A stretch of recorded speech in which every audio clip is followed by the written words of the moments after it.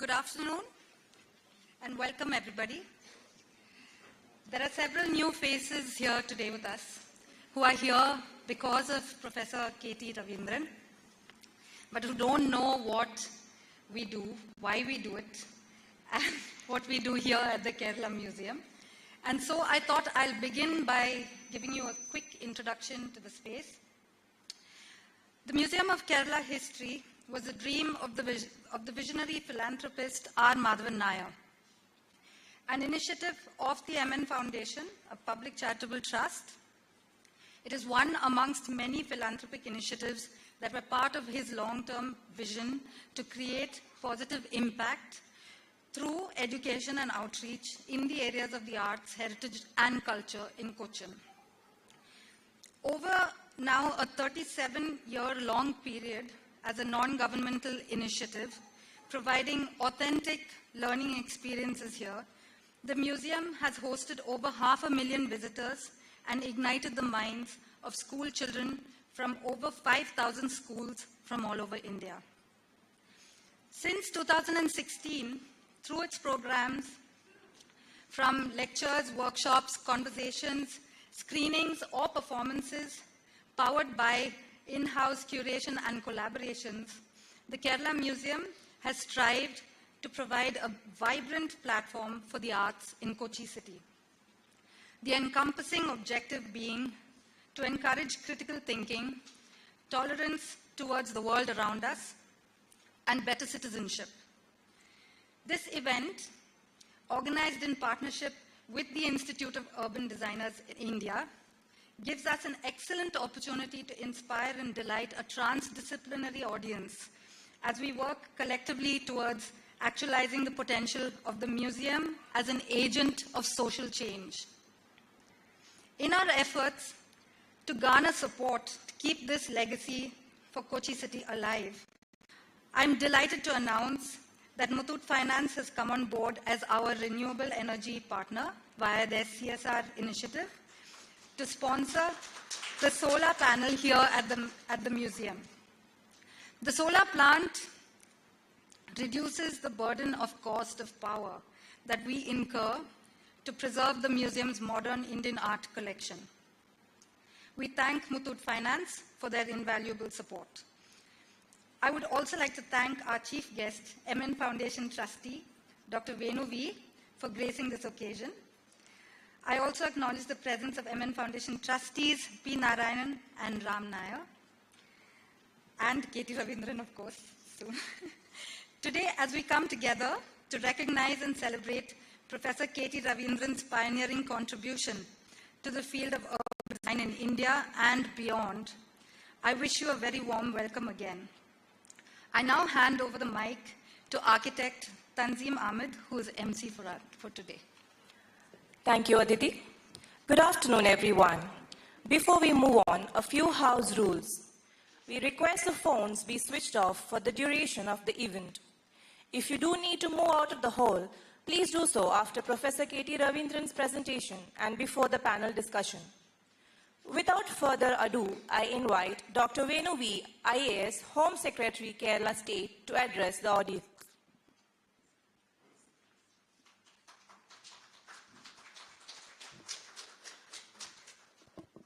Ladies and gentlemen, I shall be as brief as possible so as not to keep you from Katie's presentation.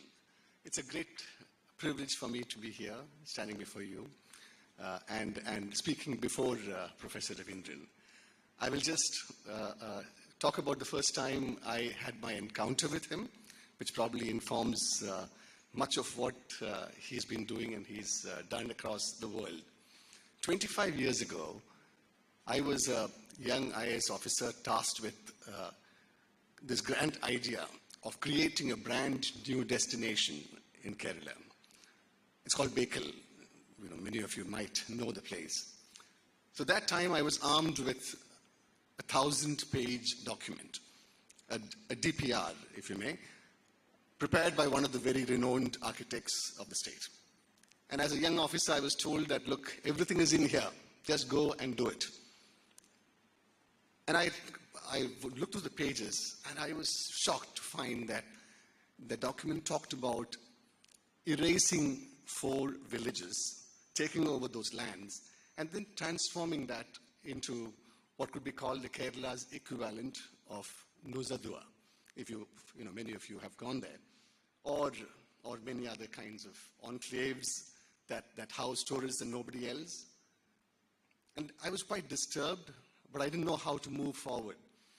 And then I had a brainwave because I had heard about this person called K.T. Ravindran in an unapproachably distant place called Delhi. I was in Calicut. I was brought up in Calicut. But I knew that he had a brother staying there who was known to my father. So, long story short, I made a call and he said, come over right away. And I went to Delhi and I met him. And that changed me, and that changed Bakel, and that helped me to throw that 1,000-page report into the dustbin. And what we finally did was we removed 50 families, relocated them, and still managed to acquire about 200 acres. He taught me at that time that there is nothing called inhuman design. There is nothing called urbanization where if the people's priorities are not taken into account and come first. I think that informs most of what Professor K.T. has done. It's influenced me to this day. Whenever I do something, I think about that person first. And I thank K.T. for putting that wonderful thought in my mind. With these words, sir, I think it's a privilege to be here to listen to you. It's always a privilege to be in your presence and to hear about your works. Like all of us here, I am looking forward to your words. Thank you.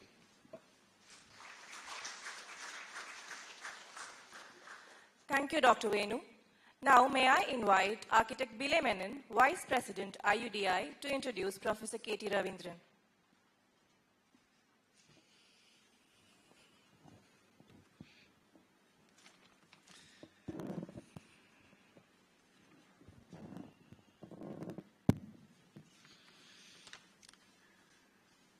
Friends, good evening. Today, we are all gathered here to listen to Professor K.T. Ravindran, my teacher, an architect, urban designer, and academician of international acclaim. One of the reputed speakers of architecture and urbanism, Professor K.T. Ravindran, recently delivered the prestigious Charles Correa Memorial Lecture in Kolkata. I remember from my student days in SBA Urban Design, K.T. worked with Charles Correa in the Delhi Urban Arts Commission when Mr. Correa was its chairman. Later, K.T. took the responsibility as the chairman of DUAC, and he played an instrumental role in ensuring the protection of heritage and environment of the capital city during his tenure. This was almost the same time when I was also working with him after my post-graduation in urban design. And I also happened to work on the Bakel project, documenting its heritage. So a nice coincidence that Venu sir had just mentioned that project. It was probably one of the finest documents as a person who has been continuously working in the field of ecological restoration. One of the finest documents that aim to conserve and preserve the natural and cultural heritage while taking advantage of the cultural landscape of Bakel tourism region in its master plan. So that was one of the fine experiences for me also at that time. K.T. was also a member of the advisory board for the United Nations Capital Master Plan in New York. He's a trustee of the Madhavan Nair Foundation. K.T. has very long association with Kochi. The urban heritage conservation plans that K.T. made in the 80s as part of the Intact initiative for Fort Kochi, and also similar studies in Madurai Ghats were first of their kind and have set standards for urban conservation practice in the country. Later, I was fortunate to work with him in the team of consultants from France and Yemen on the UNESCO's Conservation Management Plan Fort Kochi and Matangeri. He is currently the chairman of Architectural Heritage Committee of INTAC and a member of its governing council. He is also a trustee of the Indian Heritage Cities Network Foundation, popularly known as IHCN. Some of us here are his colleagues from his college days, and some of us are his students. And we are all beneficiaries of the vision, structure, and atmosphere he created in urban design education. Recent recognition by the Indian Institute of Architects with the Madhav Achwal Gold Medal was a tribute to a stupendous academic career which spanned over 40 years. His unique approach to education has become a model that has inspired hundreds of academicians across the country.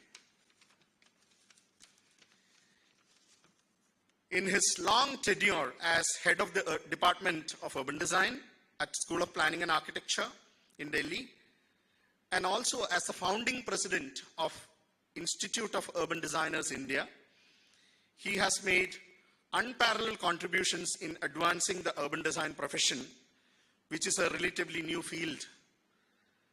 As a result, today we can see every city administration in the country has included urban design in their planning, policies, and projects.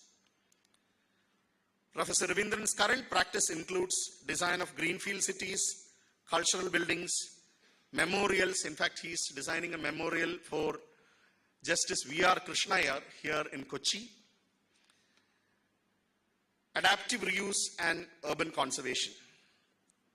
His works in the field has earned him much renown and are published in journals and books internationally. He has pursued sustainable architecture and urban design consistently, championing the cause in many international forums and also in academia. With those words of introduction, let me invite Professor K.T. Ravindran to the stage to speak about his creative process, POISE in context. K.T.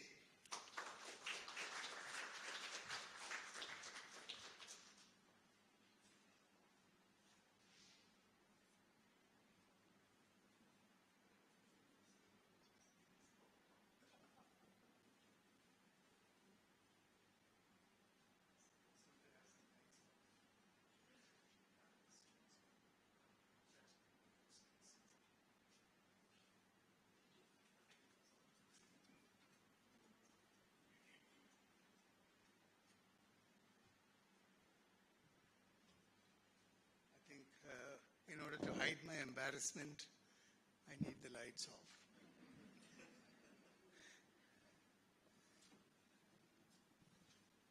All of it, if you can.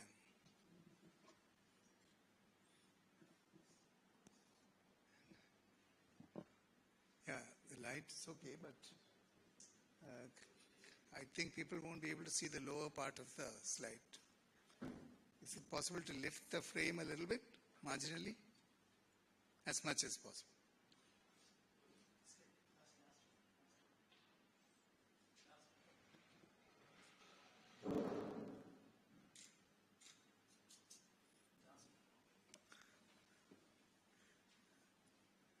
No, it's not okay. Sorry, I think the light should be off if possible.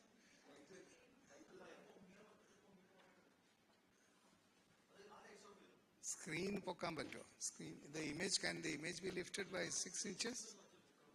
No. I'm saying this more black space on top, that's at the bottom. People won't be able to read what is at the bottom. Or they won't be able to see the slides at the bottom.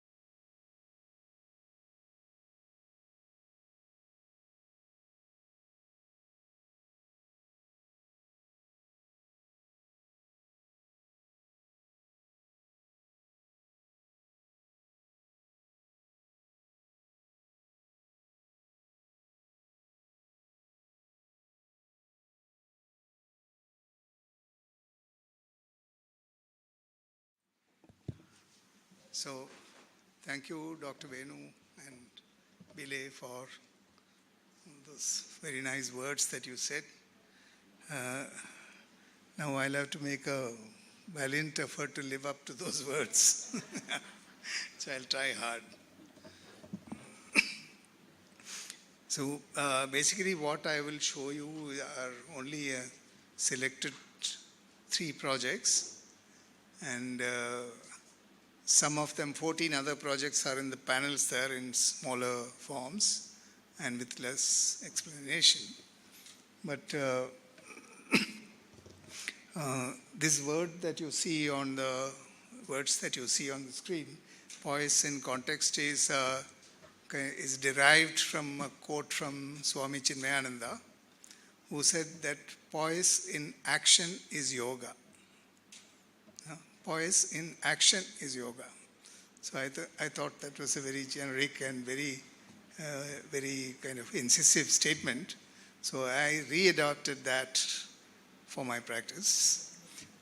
Because one of the first projects I did in Delhi was the Chinmaya Center for World Understanding on Lodi Road. So that's where the terminology of poise in context comes from. So I will show you 3 projects which are actually representative of the kind of practice we have, which I would call rather presumptuously as a value-based practice. We don't take up normally commercial kind of projects. We only take up institutions and government projects and various other projects which represent a value in society rather than just, any kind of maximizing the FAR type of project. So I'll just go on with this.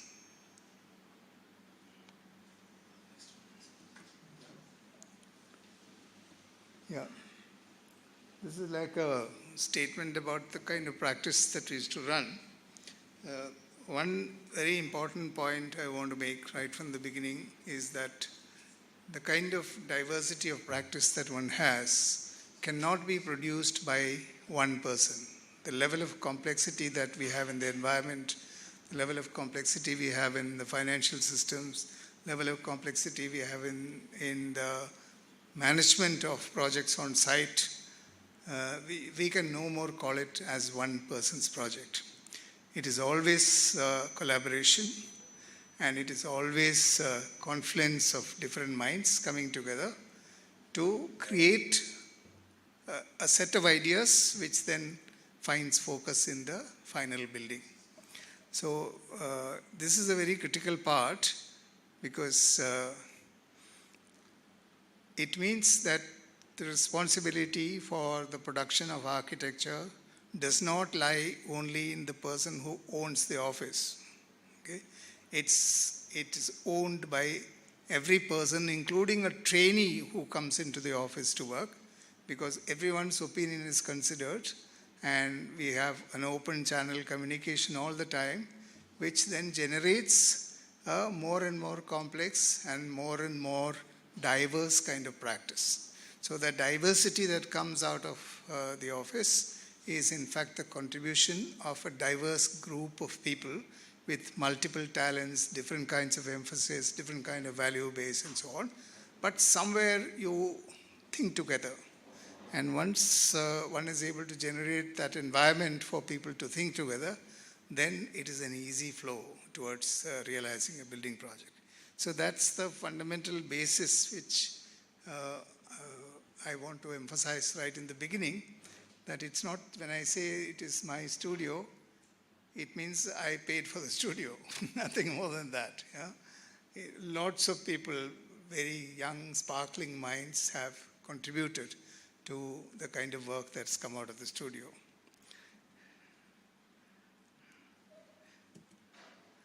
Oh, sorry, it's going back for some reason. Yeah. So this is just an image of a group of about 70 odd people whom I could gather. Okay, there are many more, maybe close to 100 people who actually worked in my studio for the last 30, 40 years. And I asked all of them to send their own images, or if they didn't send it, I had many of their photographs which I had taken myself, or I stole it from their Facebook, or I stole it from their WhatsApp image and so on, and made a collage of the images of people. And it's a very invigorating thing for me to look back at the people who actually contributed to all this work. And this happy, very bright group of people. I was lucky to get some of the brightest people in Delhi to come and work in the studio. They are all doing extremely well now. This is like so many years of contribution of work. Didn't mean that I had all these people working together at the same time. It never went more than 10 architects, because I always pegged it at that level to ensure that it remains a small practice where you can give personal attention to every project. It was never more than that number, because it's just a fallacy that if you employ more people, you can visit the office less and you can do more work. It's just the other way around. The more people you have, the more time you need to give to that. And not only that, the less time that you can apportion between one project and the other. So it's better the idea was that we remain small and we remain intense and create an environment of co-production where everyone is able to contribute to the projects that we have done. You can see also Bilay Menon here, because we have done some projects together. His wife also had collaborated with me on some occasions. So this is the first important what you can call a deviation or a variation from the way we conceptualize an architectural practice, is that it is not done by one person. It's a collective production.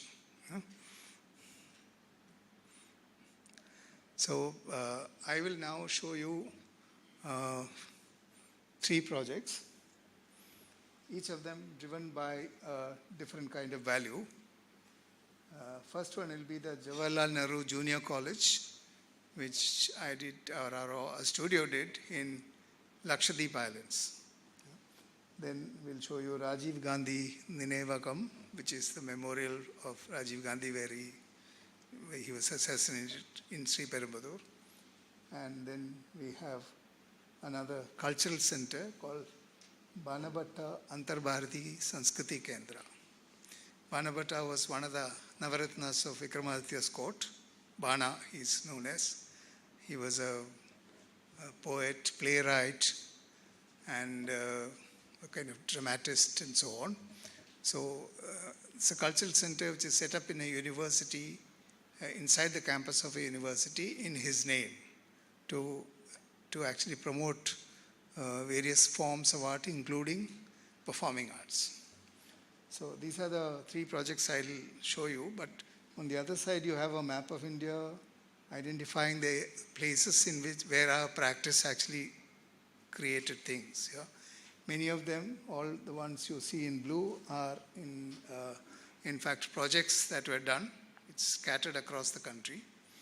And the yellow spots that you see are actually projects where we have contributed in policy, not simply only in design, because the office was also involved in creating policy documents for various projects across the country. So these 3 projects will be, I'll quickly go through the 3 projects. First one is the Jawaharlal Nehru Junior College in Lakshadweep. The image that you see is of an island's woman, and very interesting, very specific ethnic group of people. I'll come to that a little later. First, let me show you what the island is all about. This is an image of Lakshadweep Islands. I was lucky at that time to travel with the Home Minister from the center in a helicopter. So, because I was with the Home Minister, no one could object to me taking pictures in places where you're not allowed to take pictures. So I liberally took images from the sky. And what you see there is is one of the islands. Yeah? And Lakshadweep actually is a group of 36 islands covering an area of, I'm reading it out because I'm sure many of you cannot read the text. Yeah? It's about 32.62 square kilometers of area, and it's about close to 400 kilometers away from the Kerala coast in varying widths in various locations. And the islands have a flat sandy landmass and rise only a few meters above the sea level. In most cases, it rises about a meter above the sea level, but according to statistics, there are also places which are 5 meters above. And the average temperature is about 27 to 30 degrees, very much like what you would enjoy in a coastal area. The rainfall is very high, like it is in Kerala. The most critical factor is that it's an extremely fragile physical environment. The Lakshadweep Islands have generated an equally delicate vernacular architecture, though strongly influenced by building traditions from the mainland Kerala.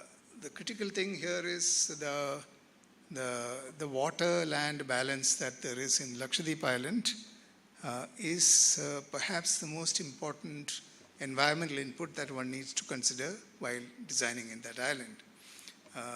I don't think the present moves by the government to do all kinds of things in Lakshadweep I don't think it's going to go anywhere, mainly because in another 50 years we don't know the fate of the island. A lot of it may go under sea level rise. Yeah? And even if that doesn't go, I think they'll make sure that they destroy it before the sea actually rises. Because that's the kind of policy that one is unfortunately seeing there, where extremely capital-intensive development projects are being planned without any consideration for either for the physical environment of the place or for the social environment of the community who lives there. So there's a major issue happening, which is why all the more it is important for me to show this project to you, because here the environment design interface was the most critical factor. I won't read through the text because I think then it'll take me too much time. I'll simply read out to you the responsive design moves that we made. First one is existing sanatorium building was restored. Yeah? There was a leprosy sanatorium building which the PWD wanted to raise to the ground and then built the new school, which we were asked to design. But we insisted that they should not destroy the building, because an existing building is the most sustainable building. Any new building actually leads to more unsustainable kind of environmental condition. So it was very important to actually retain what is existing and then build upon that as the base. So we were able to prevail upon the PWD only because I came from Delhi. If I was a local architect, I would not have been able to prevail upon them, because I was coming with the minister and so on. They had to listen to some things that we said also. So the PWD agreed to retain the building, even though they were all waiting for the demolition contractors to come and sign up. So then we, in fact, restored that sanatorium building, added one more floor. Now, this adding one more floor was a critical thing, because generally in the island they built only single story. They don't build double story. And we made it double story because we wanted to conserve land. It was a residential school and the island is not used to having that amount of built mass loaded onto the island. So we had to make sure that we save land by putting at least the rooms on top of each other. So all buildings were, most of the buildings, 80% were two-story buildings. Now, we avoided water-intensive in-situ concreting.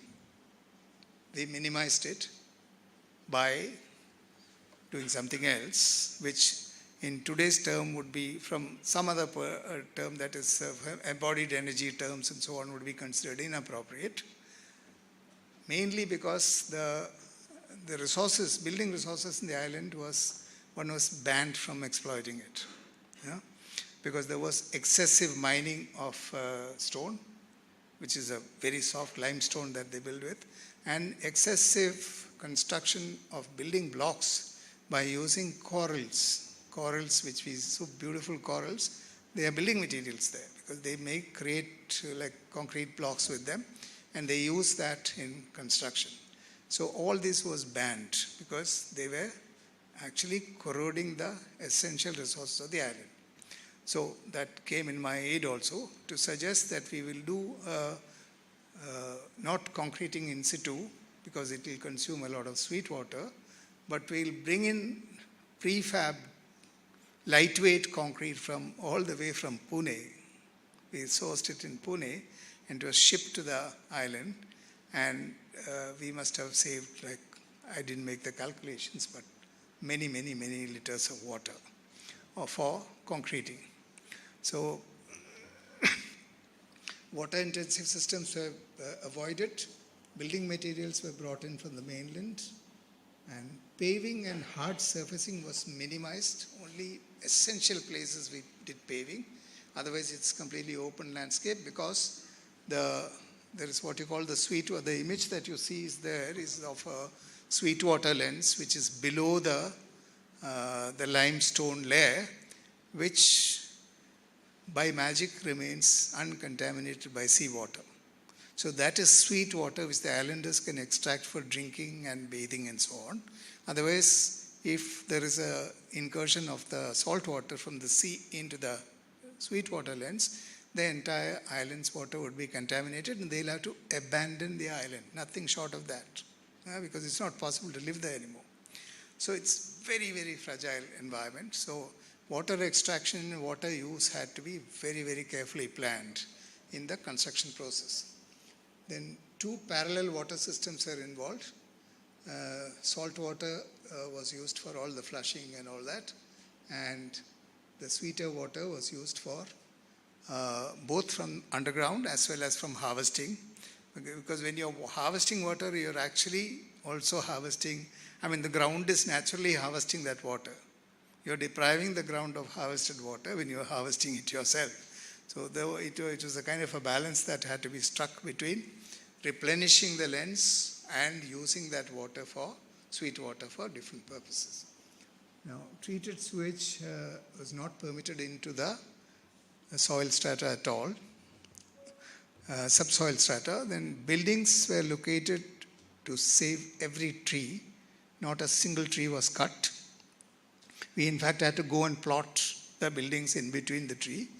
Because of the nature of settlements in the island, there was no problem of having a plot and a boundary and an FAR and so on and so forth. You could actually freely move the buildings around in the allotted land and locate them in a way that you don't cut any tree, which is what we did. Far more labor intensive for us, but that's precisely what we did, working with the PWD on that. Then the buildings were located to save every tree. Roof heights were kept below the tree cover, even though they are 2-story. With a pitched roof, it should come below the tree cover so that the tree cover actually dominates the skyline. Similarly, the buildings are also kept away from the island's edge, so that when you approach the island in a ship, you don't see a row of buildings, but you only see the coconut trees. And the island is hidden, and the buildings are hidden behind the coconut palms. Then open access to all buildings through open land. There were no roads and paths which are built. Okay? The habit of the islanders is to walk in the sand and go from one place to the other. They don't look for a road. The road was there only for PWD to bring in the construction materials and take water, then machineries to be brought in, and the kind of urban management system. There was one road in the central to the whole island. Apart from that, people just walk freely. So that is the system that we followed within the campus. No roads were built, no paths were built. People just walk freely through the landscape and go into each building. Now, open access to all buildings through open land, and compound walls were avoided wherever possible, except in the case of the girls' hostel where a compound wall was inevitable because the islanders were not used to sending either their girls or boys to live in another island. They always grew up in their own island. So going and staying somewhere was a great sense of insecurity to have a residential school for them, and that was not socially acceptable at that time. But now, so we had to secure the girls' hostel with a compound wall. Actually, one should be building compound walls everywhere if that's the logic, but unfortunately, that's what they wanted to do. So in order for it to be acceptable to the community, we had to take precautions only around that. Then to resist high wind velocity, 33 to 35 degrees slope was given to the roofs, because we figured out that it is at that pitch that there's the least amount of lifting of the tiles by high wind. First of all, because the islands are only half a kilometer or 1 kilometer wide, it does not gather sufficient velocity in the wind. Unless you have about 50 kilometers of land mass, the wind velocity does not escalate. It just passes over the island. That's why these islands have lived for so long. Others, they would have been far long back destroyed by storms and etc. So that's the principle that we also had to respect.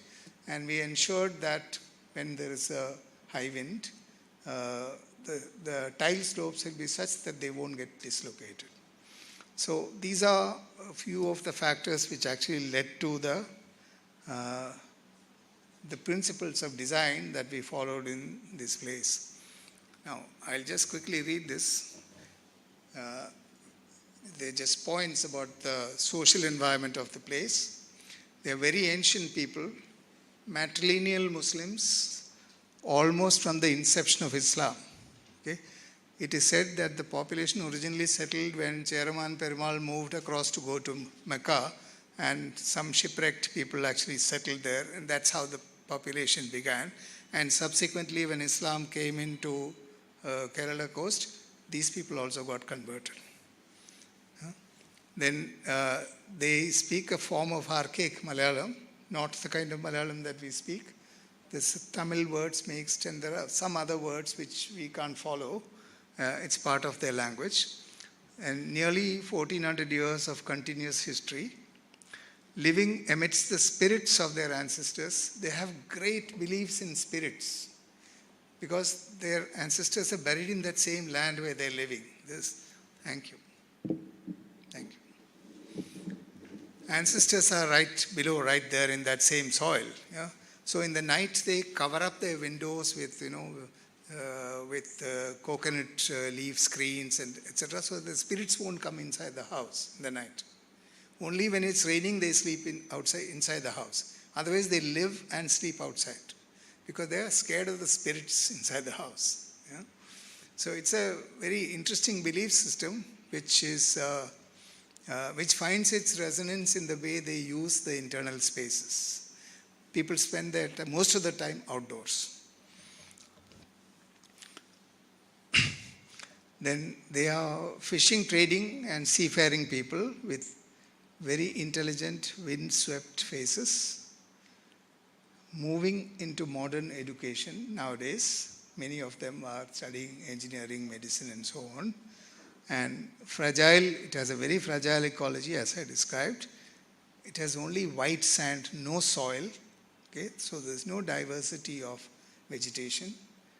It's just monoculture of just coconut palms and nothing else. There are only towards the edge of the sea, there are these very hardy kind of plants, which are kind of soil-hugging plants, which prevent erosion.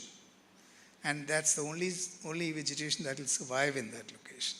Then we have full of coconut palms. Then we have a vernacular architecture that's born off the land and a living culture in that place.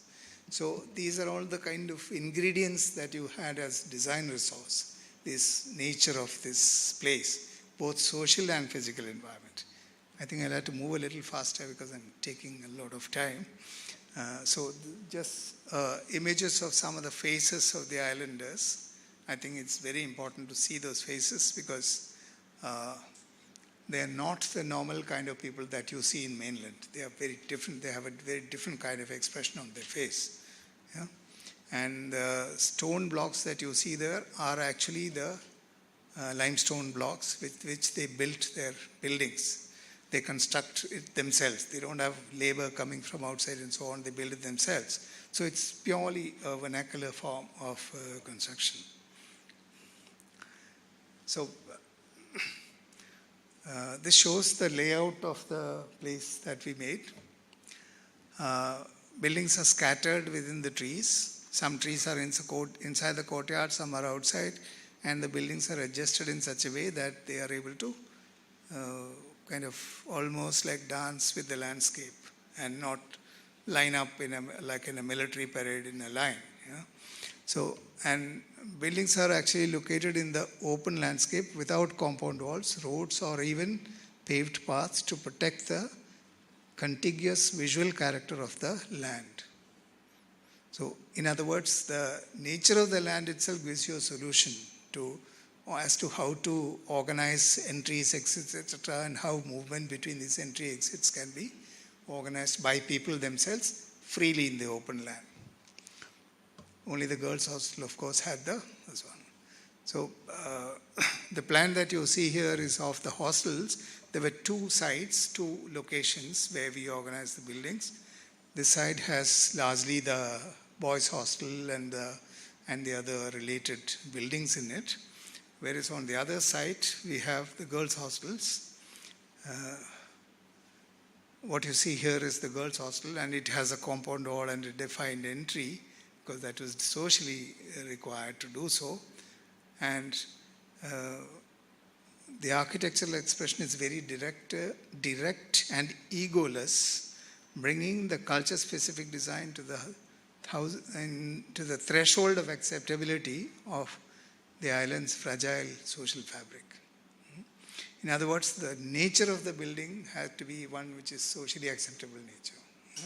They are not used to seeing two-story buildings, but so one had to make every effort to scale the building down, kind of differentiate the built form in such a way that it's not, imposing its ego on the physical environment, but is subservient to the environment.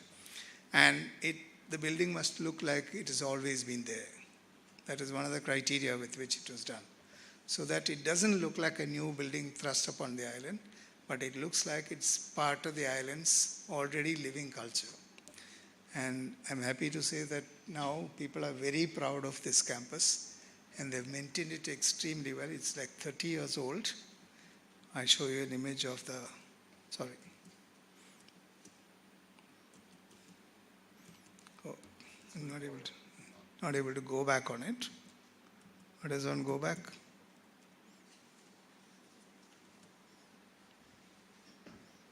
How does one go back? Sorry. Oh, yeah, okay. Yeah, this one? Yeah, okay, all right. So you can see that after 30 years, the buildings are still well maintained. These photographs are taken a few months ago. And you can see how well maintained the buildings are in 30 years of time. Because the islands actually they own it. They own the buildings. And they're proud of the buildings. And it's very well maintained even by the PWD, who otherwise is not known for their quote-unquote efficiency, because they're not used to being efficient. That's not part of their lifestyle. They are fishermen. They're not used to kind of looking at the clock and operating in principles and so on. They just live with their environment. It's a kind of experiential way of interaction with the environment. So they are able to maintain this very well because they have a sense of ownership. I think that I would say is the biggest hallmark of its success is that it's now owned by the community. They're proud of it. So these are more images of how these spaces were created. Now, an important thing is that, as I told you, is that people don't live inside the buildings most of the time. They spend most of their lives outside. So the buildings have a porous outer skin and plenty of covered verandas that mediate the relationship between the natural landscape around the buildings. This is the first residential school campus in Lakshadweep Islands, and the life of the student is spent largely outdoors in balconies and verandas when it's raining, and in the outdoors, simulating the traditional lifestyle of the village. People are just scattered around buildings, not inside them. So one had to create that kind of environment where it's possible that the interface between the covered, closed rooms and the external environment has to be mediated so that you create those interceding spaces which are comfort spaces for people to use. So there's just an image of the building, which was actually the sanatorium, which was then restored and turned into a classroom and library and so on. So with that, we quickly move on to the next project. That is the Rajiv Gandhi Ninevakam at Sriperumbudur. Ninevakam actually means a place where, an internal space where somebody's memory is enshrined. This comes from the Tamil Sangam period concept of Agam and Puram. Even their poetry was divided between Agam poetry and Puram poetry. Puram poetry actually meant poetry that's written about the weather and about the beautiful clouds and the sky and so on. And Agam poetry was always about the interiority of the people, emotions and so on. So there were this kind of classification which is strongly drawn in the Tamil culture. So this name Ninevagam came out of that word. Nineva is, of course, memory. Agam is what actually encloses or enshrines the memory. So it's a Tamil equivalent of the word memorial. And this word came from the contractor. The contractor named it like this. Contractor explained it to me what it is. Contractor was a very learned man, not the normal contractor. He was a very educated, very, very kind of insightful man. And he came out with this suggestion when we were struggling to find a name for it. Because it couldn't have a Hindi Sanskritized name. It wouldn't be acceptable in Tamil Nadu. And nor could it have only a Tamil name, in which case it cannot be understood by people who are not from Tamil Nadu. So one was actually struggling to find a word, and the contractor came. It was a company called Saraswati and Constructions, and they did the miraculous job of the project, fabulous job of the project, and the man also gave it this name, and I presented this name to the committee sitting in Delhi, which is normally chaired by Mrs. Gandhi, and they accepted the name when I explained that this is what it means. So the contractor actually gave the name. When I say collaborative practice, it means even this is a form of collaboration, that one is able to dig into one's own psychological history and arrive at a point where it can be externalized as a new entity. That is the level in which participation was part of it. But at the same time, I think I'll have to be a little faster now. Yeah? Yes, okay. All right, not a little, very fast, okay? So, what you see on the screen is the photograph which I took in my first visit to the site in Sriperumbudur. When Rajiv Gandhi was assassinated, they called for a small limited competition of 5 architects to produce schemes to build the memorial. Yeah? And ours was the chosen project, and that's how we were able to build it. But it took 10 years to build it. Okay? When you see the project, you will see why it took 10 years. Okay? And but in the first visit that you make to a site, it is always a very critical visit for me and for my practice, because that is the point which you get into a communion with the land. You don't analyze in your first visit. You are simply absorbing images and your experience of wandering through the site. That actually begins to shape your internal attitude towards how the project should develop. So this is the image of a pond which was existing it was a village land where he was the election rally was organized and where he was assassinated in the village land. And it was also had a number of ponds on site. So this is one of the ponds. And just as I was standing at the edge of the pond, a frog leapt into the water.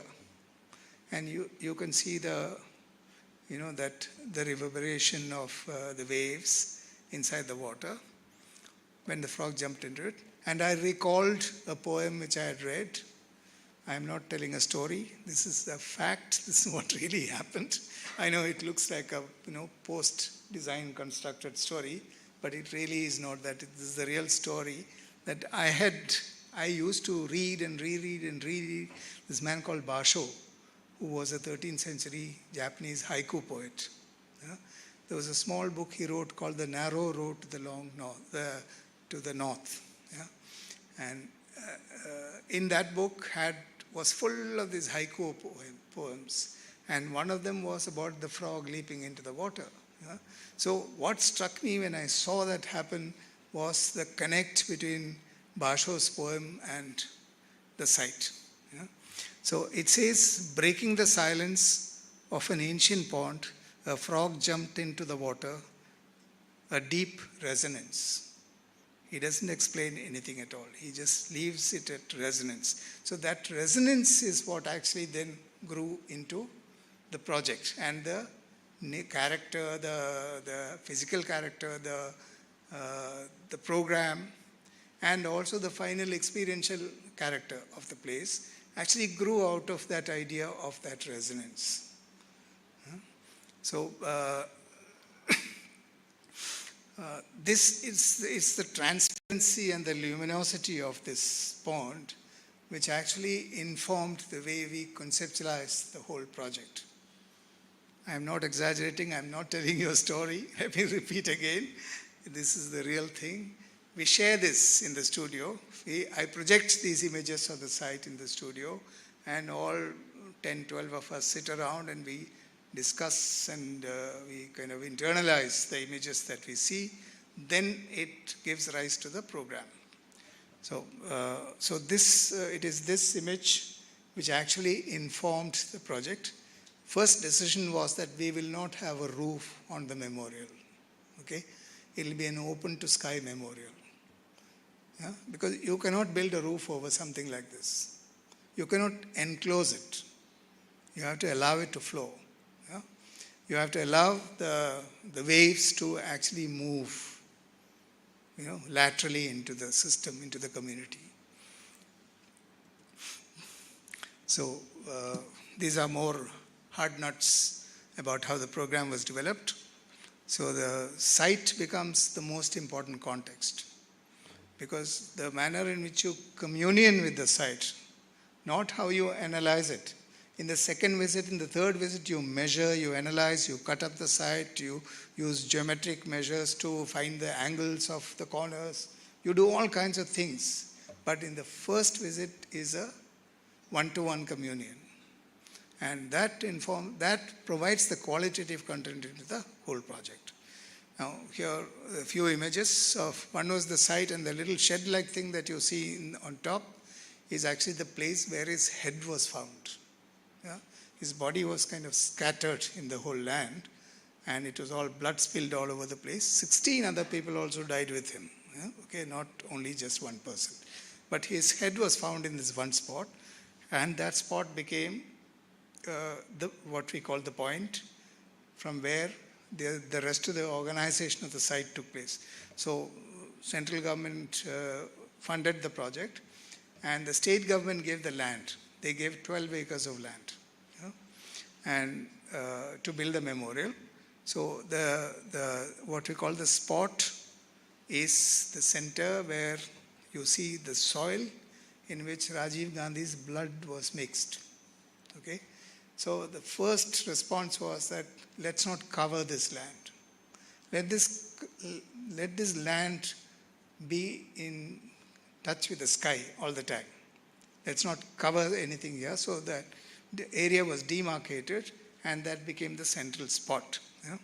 Then we, of course, I went around studying all the temples in the nearby places, and we had to at least make sure that whatever we built becomes an interesting ruin. Because it's one way of thinking about your building, Because if you build it in concrete, it has 60 to 80 years of life maximum. Then it begins to crumble.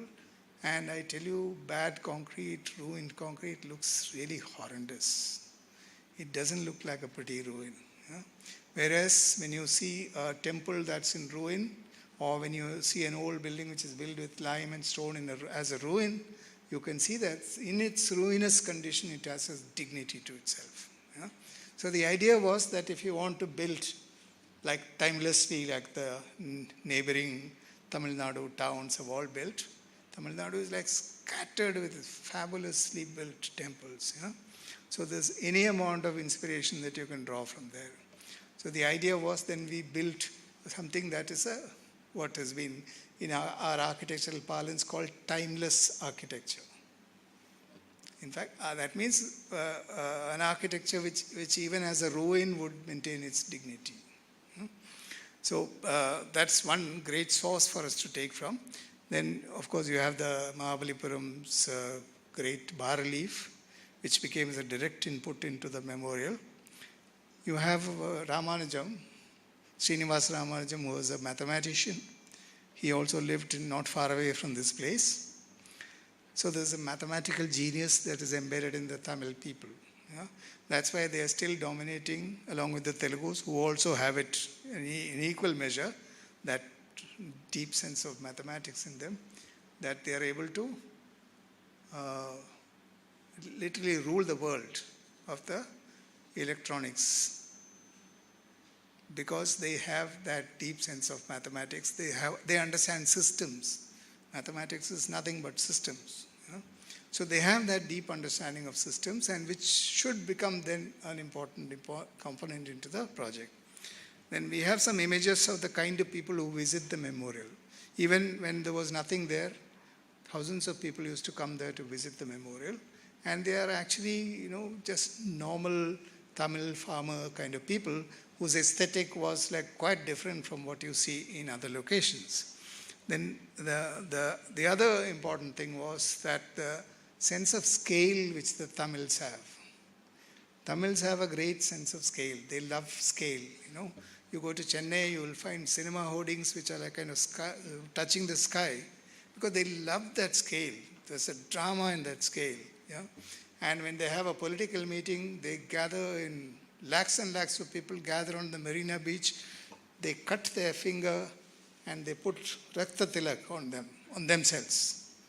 As that's a kind of collective emotion they are capable of. Very few people in India are capable of that. But the Tamil people have that capacity. So there is a kind of, everything has an emotional investment and a sense of scale, collective scale, that is expressed in the form. So this is something which, the image you have here is of Valluvar, Thiruvalluvar, built next to Vivekananda statue in Kanyakumari. And it's a humongous thing, all done in stone, without any concrete. Yeah? So this became a direct input into the way we conceptualized the scheme. Now here is a quotation from a very well-known Tamil contemporary Sthapati. He's just recently died. His name is Ganapati Sthapati. He said the universe is subject to a mathematical formula, and architecture is yet another manifestation of this formula. He is a Sthapati who builds using Vastu Shastra as the basis. Yeah? So the kind of conceptual understanding they have of the universe as a system is that it's organized through a mathematical formula, which then every room becomes a microcosm of the universe when you build it. Yeah? That's the kind of connect they make with the universe. It takes a very cultured mind to be able to arch that kind of spaces. So that became a critical factor in the way we conceptualize the space. I think I'll have to go faster. Sorry, I keep saying that every second. So basically, more than just building, it became the architecture of space. Yeah? Because what you need to, the actual operative part of a building is its space. Walls are just the materiality of the walls, and the roofs and the floor is actually just enclosing space. Yeah? Their role is secondary to that of space. The real transformative power is in space. So if you can design the space, then you can move your material side of the project around then you get a result which is a more transformative kind of result. Yeah? So that became the principle on which we built this. And this is the model which actually won us the project. It's quite different from what has been built subsequently. Not quite different, but fundamentally it's the same, but the details have changed. On your left side, you will see a longish building, which was actually a museum of technology. Yeah? But it was never built. It could not be built. I'll tell you why. Because the plan which the PWD had sent me as the survey drawing of the site was completely wrong. It was some lowest tender product which had nothing to do with the reality of the site. So finally, from what they sent me, I made a drawing in which we articulated the spaces, interlinked spaces and buildings and so on. And when we finally got the real survey done, this thing will sit nowhere on the site. Half of it is in the village. And the other half is like going into the pond, I mean, it was a disastrous exercise. So finally we had to reconfigure the plan, and we realized that we cannot build this kind of a museum there. This museum was made on what is called the Satram of the Tamil culture, where you have a large pond next to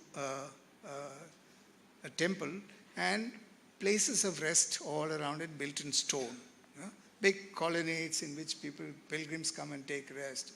It's a beautiful space of repose. It's quiet, reposeful space.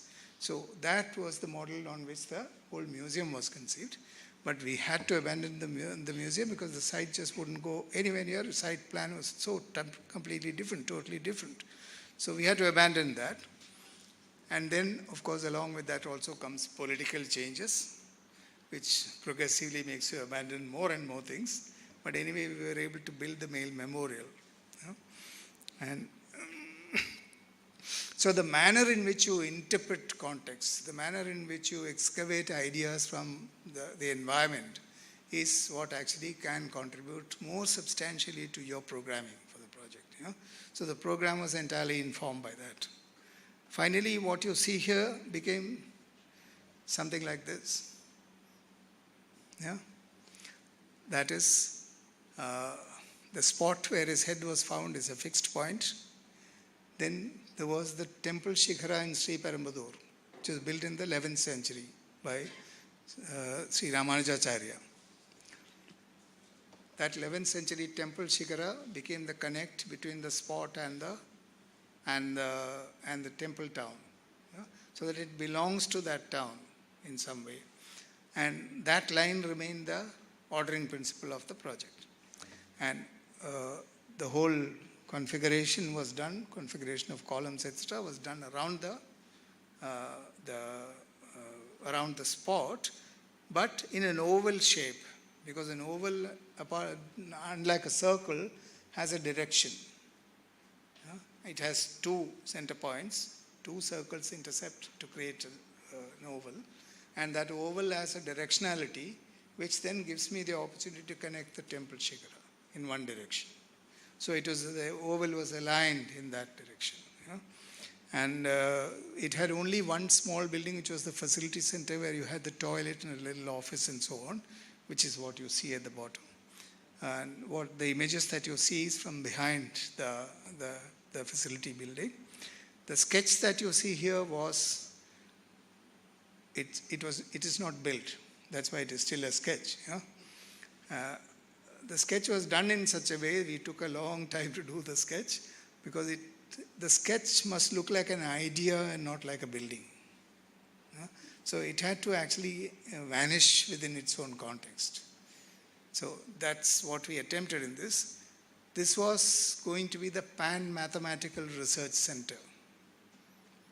Because we found that mathematics is one discipline which actually penetrates music, to dance, to architecture, to art, to every form of human expression. It can be connected with mathematics. It's an underlying formula. So this is supposed to have been a research center which will with a huge library, which will inquire into mathematics as a phenomena that interconnects disciplines. So it was going to be a pan-mathematical research center. It's another factor that we could not find someone to be the director of this place. Searched far and wide. All the scientists want to stay in the lab. They don't want to come and, kind of entertain a hairy-fairy idea like this. They are interested in astronomy. They are interested in pure mathematics. They are interested in music. They are interested in town planning. They are interested in building, but not in how they are connected.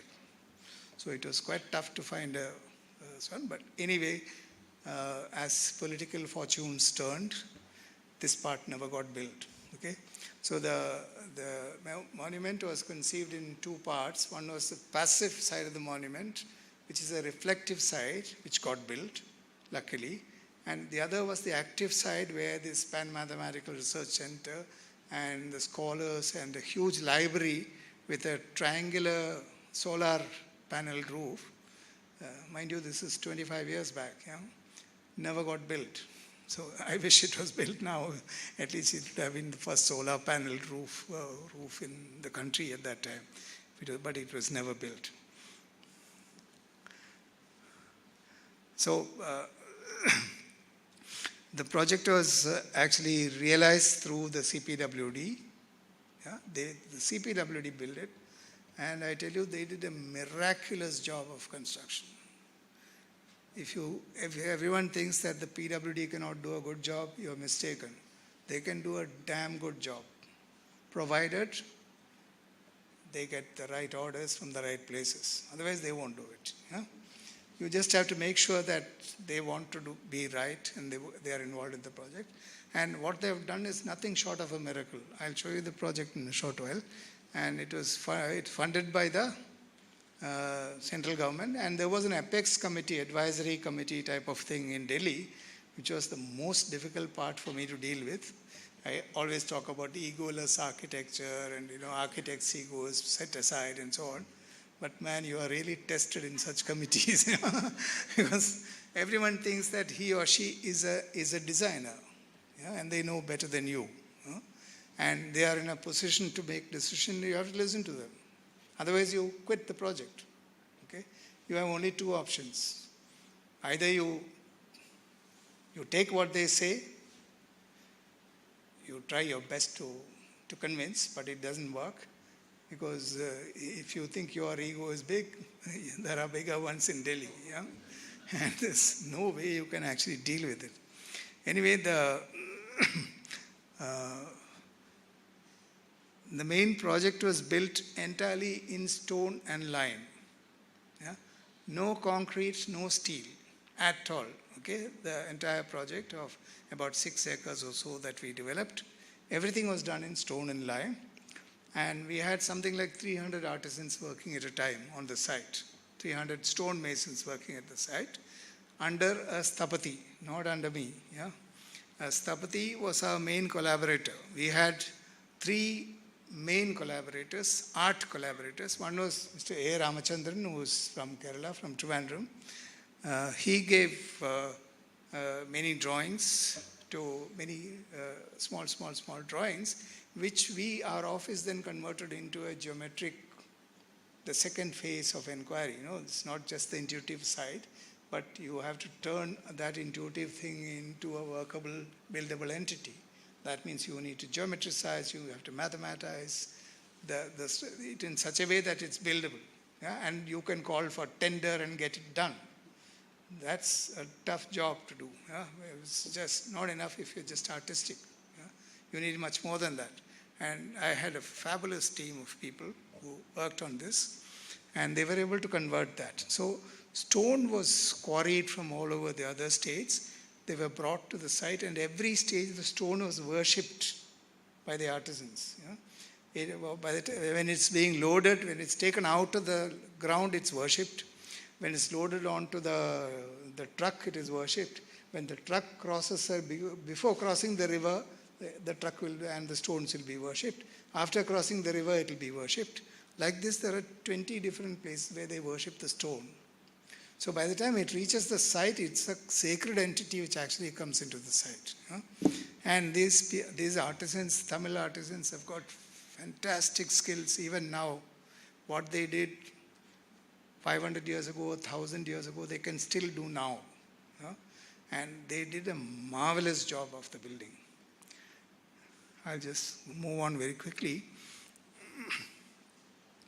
You can see the kind of structures that they made. There were no slabs, no concrete slabs. Everything was in stone slabs. Okay? Beams were in stone. Yeah? Sometimes in some places I had circular beams, curvilinear beams. And the depth of the beam, the kind of material, the length of the stone, etc., are all calculated by the sthapati, not by me. There was no structural designer. Structural designer was the sthapati. Yeah? He could decide that this span, if you have a 12-foot span, you need a 10-inch slab of stone. And that depends on the kind of stone. How do they measure it? They take a wooden hammer and knock on the stone, and he listens to the resonance of the stone. Yeah? From that sound, he can make out whether it's a dense stone, it's a weak stone, it's got a crack inside, or it doesn't have a crack inside. Is it suitable for this purpose, or is it suitable for that purpose? He can decide from the sound. It's like people going to grain merchants, going into the grain market, picking up rice in their hand like this, washing it, smelling it, and say, okay, this will be 150 rupees a kilo. It's that kind of intuition and that type of internalizing of memories which actually gives them the ability to design and structurally configure very complex structures. So this man was the sthapati of the Kanchipuram Kamakshi temple. He was restoring that temple. His whole family has been restoring that temple. And he was the head sthapati. And apart from Ramachandran, there was also Mr. Ram Sutar, who does fabulous bronze castings. And there was also another artist called Sanjay Bhattacharya, who did, kind of stone inlay work and all by using Agra artisans. So these three artists collaborated with us.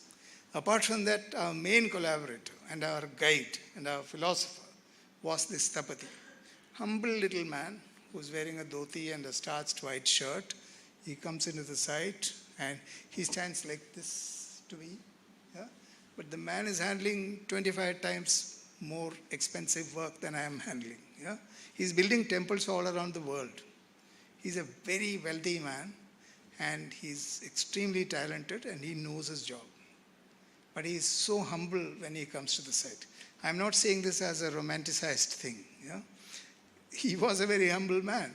That's a fact. Yeah? And I learned a lot from him because he was using his intuition to decide things. Yeah? And I had to trust him. Because if I don't trust him, I have no other way to test what he has done. Okay? Nor is the CPWD who's building capable of doing it. Their attitude is, you give me the design, we'll put it up. We'll hire the contractors to put it up. But the contractor, as I said, was a very, very insightful man. So it's really not just, the architect who's doing everything and he's the boss of the show and so on. There are lots of these people who are so critical in bringing out the final quality of the building. This is what was the columns, 7 columns, which are finally built in oval configuration. I did not, in my original design, I did not have these black sculptural things that are on top. I had just silent columns. Okay? And these columns had no embellishments at all. They were just like, just plain 15 meters high, that's about 50 feet high, and about 1.2 meter dia, solid stone, no concrete, no steel, stone and lime. So just by self-weight, it's able to stand on its own. It's a compression-based structure. So, but finally the Tamil MPs and all came around and said, madam, this doesn't look like, nothing sacred about this.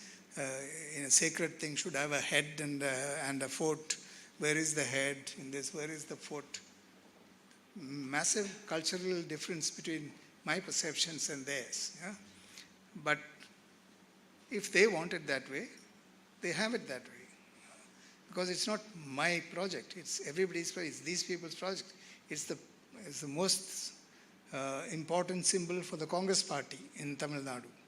It's another factor that after this they just went down the drain. That's another factor. But at that point of time, this was a very important symbol. They in fact had a major rally here.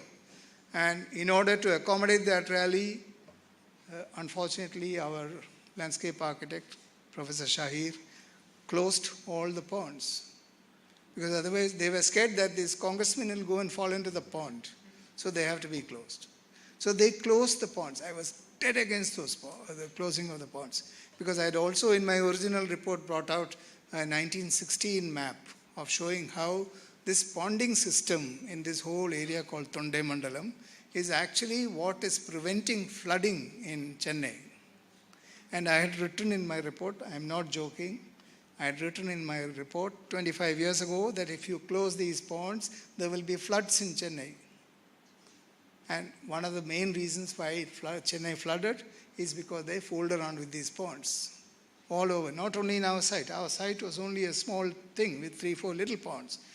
And the massive silting in the larger ponds. That's what led to the floods. Yeah? So in our site also, unfortunately, it was closed. But then he was a landscape architect, and I was his collaborator. Yeah? So anyway, it was closed. The ponds were closed.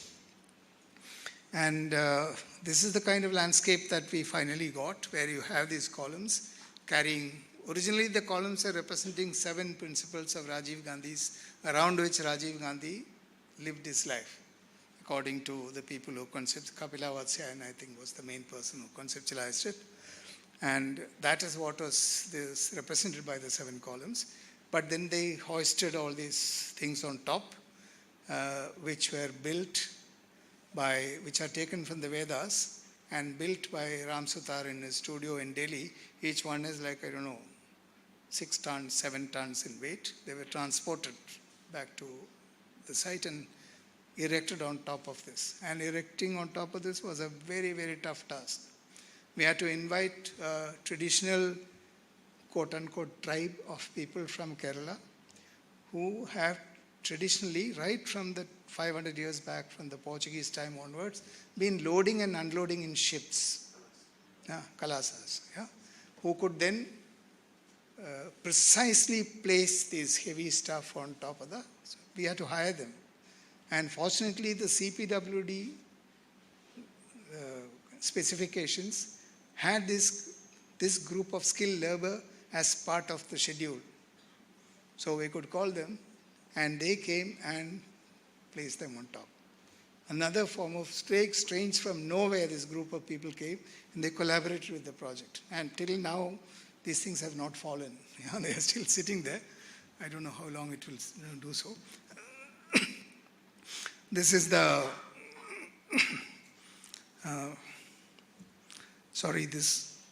what you see on the side are the embellishments on these columns. You can see the detail of that with the flag in one place, and that's the village route which actually was aligned between the column and the pond. They used to fetch water from the pond, and that became our direction for this one. And these are the carvings which were figured out by Ramachandran from 5th, 6th century Gupta period sculptures of rivers. Each river was represented by a different kind of form to represent the flow of water. And he gave a little sketch, hand sketch like that of that to us. And one extremely skilled architect sat through night and day and converted this into geometric forms which will actually wrap around the columns without any misjoints. So it will be a continuous circle of these symbols. It had to be done very precisely without computers back in the early 90s. So I don't know how much of it you can read on the screen, but it was, and it's carved by the Tamil sculptors. This is the approach that actually finally leads to this one. In my original scheme, the approach was a direct path, the path on which Rajiv Gandhi walked to the place of his death. That was my access path, but then that was not aligned to east. Yeah? So the Tamil MPs came back and said, look, this is not done in our place. Every approach has to be from the east, otherwise it has no validity. So we had to create a curved pathway which will connect that axis, and then it had to be approached from that eastern direction, the whole memorial. This is the original path on which he walked, but is not used as a path to approach this one. It's a very direct path. Yeah? I'll move quickly because... so finally that museum of camera and photography technology became a bas-relief of India's progress, sketched very skillfully by Ramachandran, very skillfully done. In fact, when I was looking for an artist to collaborate, my father-in-law, who's a painter, told me that there are very few artists who can draw. Most of them cannot draw. Yeah? So he said Ramachandran has a good hand, he can draw. So that's how I went to him. And he did a fabulous sketch for this whole one. And the Tamil artisans sat and chiseled and chiseled and chiseled and made this entire bas-relief, which is 120 feet long and 20 feet high. It's all in pure stone and lime. Yeah? So there is no concrete anywhere, and these are like hand-drawn and hand-carved by them, by the artisans. That's a detail of that. Now, it shows different stages of India's progress. This is a larger view of that bas-relief. Then this is, after the bas-relief, you enter into the small court where you have the toilets and the office, and it's the only small covered area in the whole project. 6 acres of land, all open, one small place which is covered, one tiny building. And this is the building which is also done entirely in stone and lime. Yeah? Even the roofs are all built in lime and stone. You can see what it looks like. It has, luckily, was not subjected to any kind of embellishments by anyone else outside, so I could keep it very clean and clear lines, like had conceptualized the whole thing. Because it's a place of repose. It's not a place of celebration. Yeah? It's a place where somebody has actually been, one of the most horrendous deaths of being blown into pieces. Yeah? That's not the kind of place where you can celebrate. So it needs to have repose as its essential quality. So the building attempted to do that. And this is the internal courtyard of that building, where you have circular beams, fully calculated by the Sthapati. I was just, with my hands in my pocket, I was watching him carve the curved beam, and it just came out perfectly. And that's how it was built. Now, the internal walls of this building was lined with one layer of brick, so that you can drive nails, and it can be interactive walls. It won't be like stone wall to which you cannot talk. Yeah? So very detailed, 70 drawings were made only for this one small building. Yeah? Detailed drawings showing each piece of stone and how they'll be joined. And when the vigilance committee came, they came and measured the size of the joints, because I had specified them to be 3 mm in the drawing, and they wanted to make sure that it's only 3. If it's more than that, they'll get hooked. Yeah. So it was very precisely built by this contractor. I have not met him after I did. I would like to go and say hello to him someday. This Saraswati and company which made the building. So the whole thing was conceived only in stone and lime, using only in joints. No plastering, everything is left exposed. This is the image that you see on the poster also. And that's like one of the original ponds we were able to retain as in a regulated form, so that the MLAs don't go and fall into them. Yeah? And growing lotus flowers in them. So that's the last shot of this project.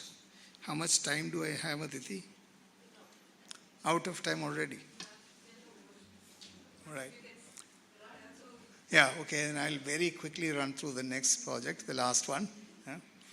I'm sorry, it's as a professor, I'm used to a captive audience who cannot escape the classroom. So. Yeah, okay, I'll continue after the panel discussion. All right. All right. Okay, the next project is the Banabhatta Antarbharati Sanskriti Kendra in a place called Rewa. Rewa was the constituency of Arjun Singh, who was at that time the Minister for Education. He was also Chief Minister of Madhya Pradesh. He's the one who patronized Korea to come and build the Bharat Bhavan. He has a tradition of patronizing architects. So he's the one who invited me to come and do this building. It's a cultural center inside a university campus. It's actually a regular university with lots of degrees and so on. 7 lakh students in that university, including affiliated colleges. And they wanted to build this cultural center in the name of Banabhatta. So the first thing, of course, is to, as I said, communion with the land. Land becomes the first resource, the nature of the land. The more you investigate the land, the more design resources will emerge from there, from the land itself. So the image that you see here is of a rock painting, about half an hour's drive from my site. The site is located in, Rewa is actually a place on top of a hillock. When you go from Allahabad, when you drive from Allahabad, after you cross the Tong River, you have the land rising into a hill. And you get a hill which has got a flat horizon, as if somebody had actually taken a leveler, planer, and kind of finished it in one line. Like that, it's a very high hill and fully rocky hill. And on top of, as you climb on top of that, it becomes a plateau. And as you climb in, you have this very rocky side rock outcrops. And inside those places, there are many caves. Yeah? It's an archaeologically protected set of stone. And the caves have these fabulous paintings, the usual stuff of hunting scenes. And I don't know when they must have been drawn. Maybe 10,000 years back.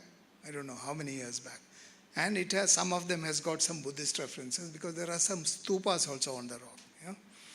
So the land then becomes the first source of form. Yeah? This is an atrophied stupa that you find, like a hillock. That's actually a stupa, which is made in brick. It's now collapsed because they use mud mortar inside, and only the outer skin is finished with lime, made waterproof. Inside is all mud mortar and stone. And in the middle of the stupa, of course, you had a relic and so on. So this became a very important ingredient in the way I approached the design of the Sanskriti Kendra. Because the main idea was that the land must become a resource, and it must then inform the way we approach design. I won't go into details. I won't read it's a very interesting text. I don't know, are you able to read the text? No. It's a quote from Black Elk, that is the Red Indian chief, who talked about how he could see more than what he saw. And he says that he can see this, when he is seeing in a sacred manner, the shapes of all things in the spirit, and the shape of all shapes as they must live together like one being. This is a tribal's response to land. It's not a real estate approach to land. It's at the other end of the spectrum, the way it is approached. So when we, actually 12 acres of land was allotted for this also, the scheme. Sorry, 10 acres of land was allotted.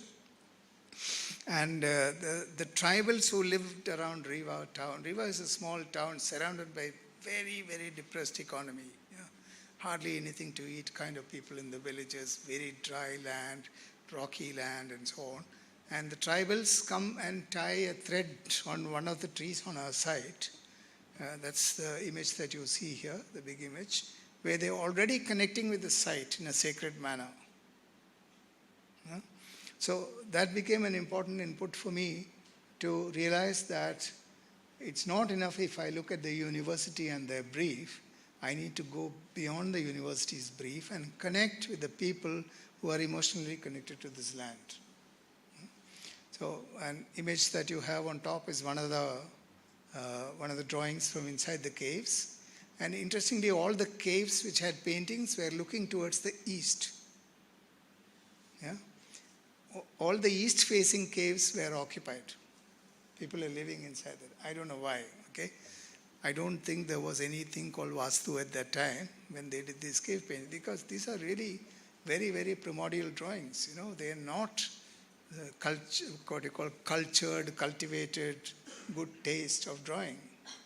It has a robust energy, which is like so very different from how we draw.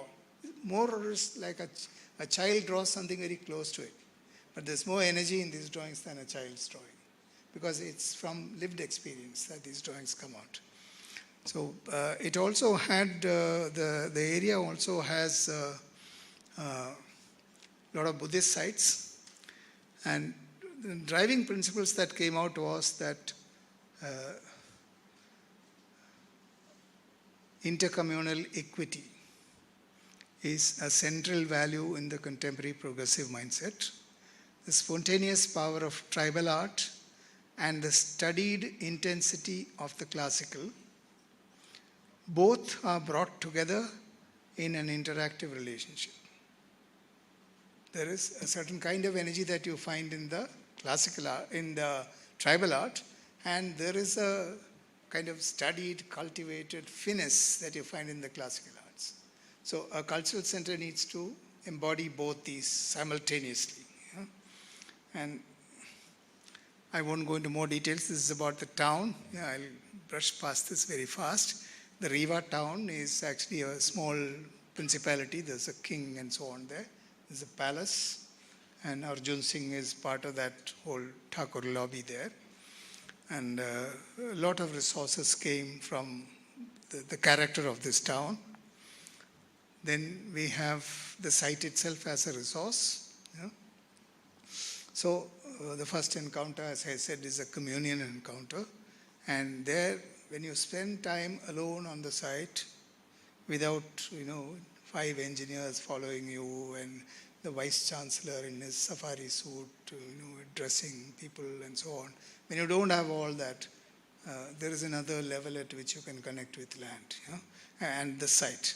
So the encounter with the site is one such thing that you need to, I think every architect must experience that about land to begin with. So the other driving principle where I could bring in the dance as a main resource, as a performing art, as a resource into the scheme. Yeah? So I took 2 diagrams. One is the tribal art of the whirling dancers around this. It's a very common image nowadays. On every bed sheet and pillow covers, you have that printed. So all of us know Warli art very well. I won't go into that.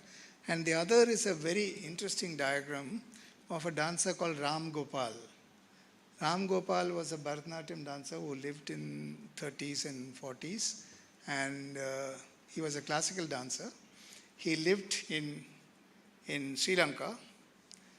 And finally, he moved to America. He moved to New York. And there he became kind of a celebrity because of his fine body and his art form. And he was innovating on Bharatanatyam and Kuchipudi. And he became a kind of a celebrity there. And an artist who used to draw the ballet artist. He used to sketch ballet artists, sketched Ram Gopal in different poses. Yeah? and he made a kind of conglomerate of various poses in one diagram. It has nothing to do with what's happening on our side, okay? But the most interesting thing about this is that the diagram has a potency and a magical quality to it. Every diagram has. That is why we have all these tantric drawings and all, because those drawings have a potency that actually can impact the way you think. And it has the capability to connect memories to lived experience, and it communicates the essence of the collective very directly as a group. And even this singular dancer, Ram Gopal dancing as a Bharatanatyam dancer alone, also the manner in which is represented as a cluster connects the figures together in a certain way. And that became a design resource. And the movement, energy, and the expression can then lead to the building as a diagram that remains connected to the deepest memories. You can connect memories through these diagrams. And that's a design resource. Now, the image that you see here is one of the rock paintings. One more diagram, the third diagram that informed the scheme. And here what you see is the thatched roofs of a whole village. Perhaps one of the first landscape drawings. It is one of the first landscape drawings like this which I have seen, without hunters and animals. It is just the village roof line, the profile of the village, and multiple suns in the sky, denoting movement of time. That this village has been there for a very long time. And you can see little smoke emitting out of the roof, the thatched roofs of these huts. This is one of the, and you can see sky and so on, clouds on top, all those lines. If you look very closely, you can see them all. And this also informed our scheme in a very direct way. I'll just quickly go there. First thing is how the volley dancers became the ordering principle for the site plan, where we had in the center of the site, we had a large green space with a little pond, and the entire group of buildings were encircling that pond. So what you get is a similar energy to the volley painting. You can see them in comparison to each other. So nature is modulated with built form in an interpenetrating format to symbolize the continuum of external and internal environments of people, what is enclosed and what is outside it. Then from the earth, in its colors and content, rises the built form. Sometimes the building taking the earth into its womb, and others levitating like a child in the arms of the Mother Earth. It means there's a relationship between the land and the building is the intensity of the mother and child relationship. And here's a model which finally gave rise to all these things when they're brought together. It gave rise to this model, and it had all these 6 different uses which is specified. I won't go into details of it. Unfortunately, only the one cluster, what I call the Ram Gopal cluster, was built. I'll show you the plan of that just now. And this is how the building actually looks in 3D while it's set on the site. So site is very undulating and full of quarries and so on. So every bit of its nuanced existence informs the way we plan the building and its relationship with the land. Now here you can see a direct translation of the Ram Gopal diagram into a plan. Because the dancer and the actor define space by movement, and that's why yesterday, in fact, I was talking to Vineet, my nephew, who's right here, about the Chidambaram temple, which actually represents space. Shiva as space. Of the Panchabhutas, he is the space in Chidambaram. And the murti is that of a dancing Shiva, because dance is what represents space. So here also, The dancer and the actor define space by movement and sound while being absolutely centered in motion. They are in movement and they are in complete stillness at the same time, the dancer. That's what brings the intensity to that dancing figure. Repose and vibrancy are simultaneously present in the act of performing. The dancer-actor is communicating with the self and the other. There's an interiority to the experience of dancing, and there's an exteriority to its movement and its definition of space. And at the same time, and communication is the key intent that informs the act. The dancer is communicating externally to an audience, at the same time to themselves, internally to themselves. And this simultaneity is what needs to be captured in the building. And here the key intent is that informs the act, reaching out and simultaneously reaching out and simulating the result of the act, multiplying rhythms of movement, its mode. So there's a rhythm, there's a cycle, there's movement, there is stillness, and all of them come together in the form of a plan. How does that happen? So it's by miracle that I ran into this diagram of Ram Gopal, because one of the things I do when you enter into any large scheme is not read architecture. Don't read architecture, don't read urban design, don't read fancy theories of design. Read poetry, read about music, dance, read about everything else you can think of. All the softer arts, language, for instance, is the mother of all cultures, is language. Or rather, language is the finest expression of a culture. Is the inner rhythm of a culture is language. The music in our language is the music in the bio. That's why it is different, spoken differently in Trichur and differently in Trivandrum and differently in Tellicherry. Because it's a different biome. It's the same language, but in different music. So if you can understand that music, then that music is what makes language different from any other. Softest form of art is the most expressive, the most vulnerable form of art. And if one can bring that softness into the relationship between buildings and spaces, then you have achieved a fraction of what a poem can achieve. A fraction of it. Because it's rigid, mud and mortar and brick and cement and some horrible inert things that we bring together to make buildings. That's why after you build the building, you don't look at the building, you look at the spaces it closes, how the spaces connect and move from one to the other. That becomes the critical aspect. So what this Ram Gopal sketch gave me was the idea that centeredness and movement and communication between different entities is what informs the performance.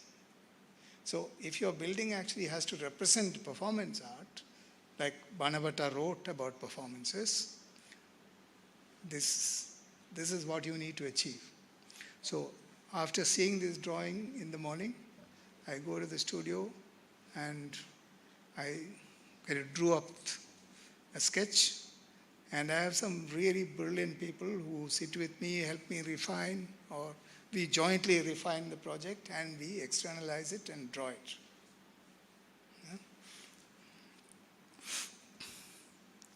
So here is the next thing that the building does is it is actually entering the earth.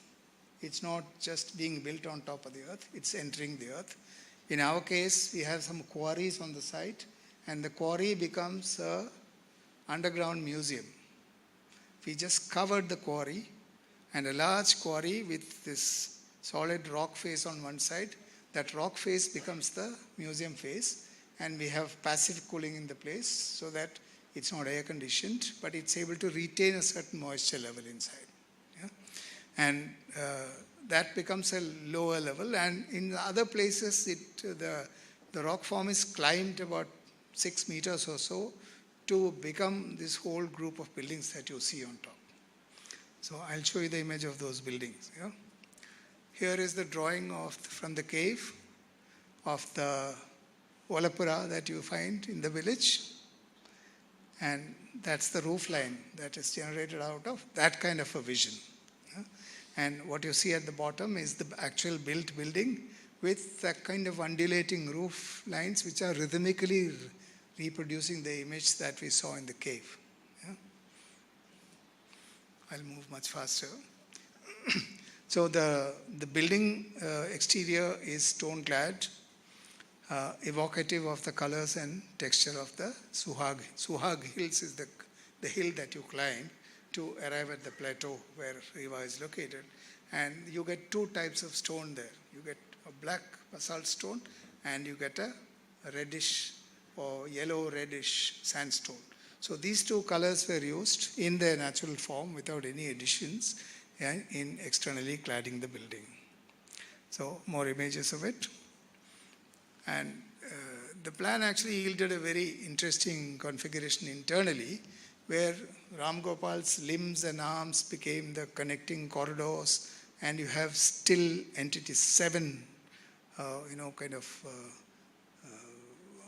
teaching rooms or teaching spaces which are in stillness. They are square buildings with a central light. Yeah? So they are still. At the same time, the arms are connecting with each other, just like we saw in the sketch.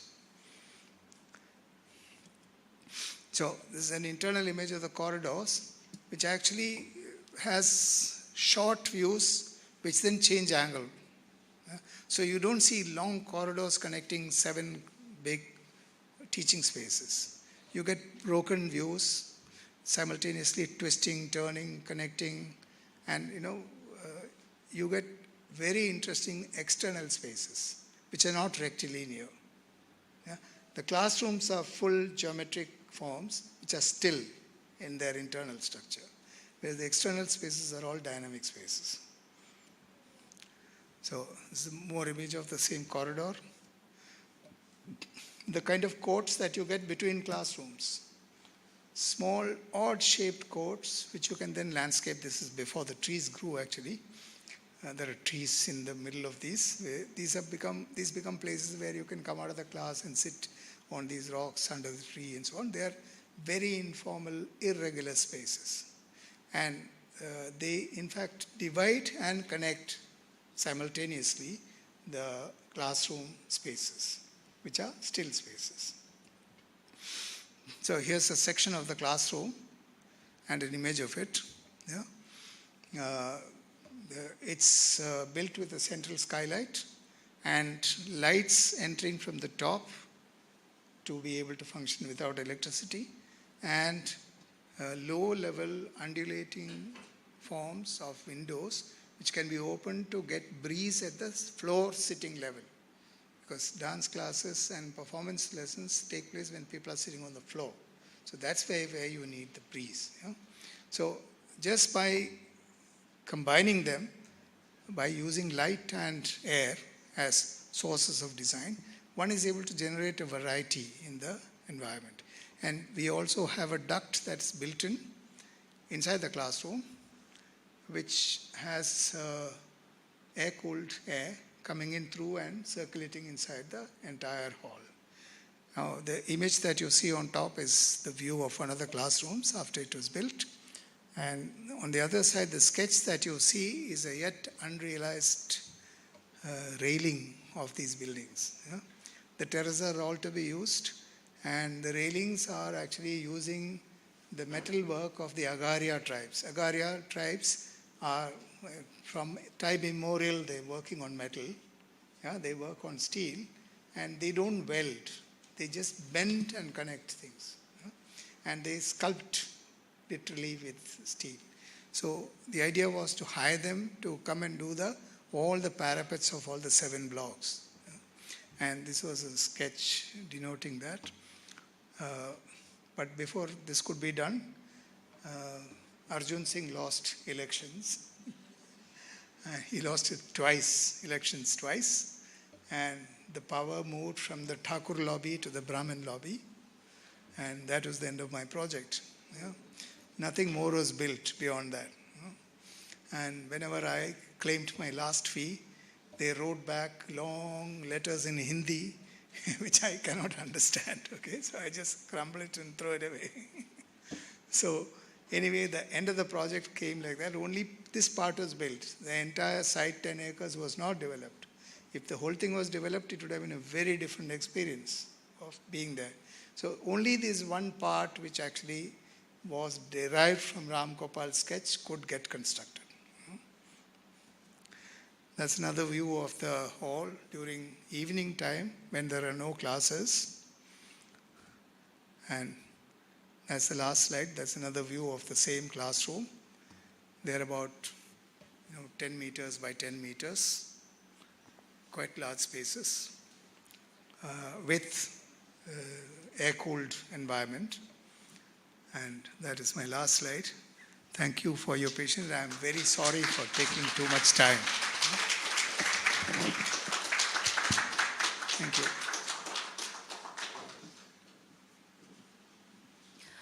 Thank you, Professor K.T. Ravindran, for your informative and inspiring talk. Your thrust on poise in context is looked up to with pride. Next, we'll have a panel discussion, following which we open the floor for questions.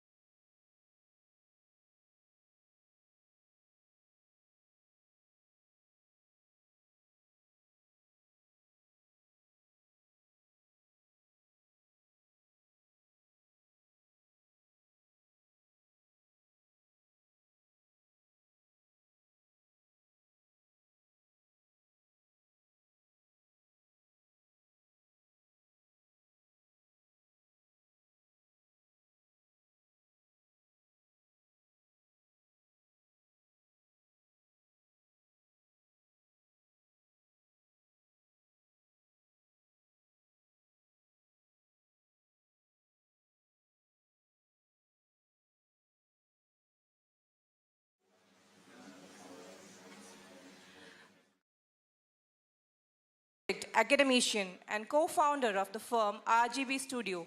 She is currently the Foundation Studio Lead at Seed School of Environmental Design. Abid Rahim is a co-founder, principal architect, and urban spatial analyst at R&D.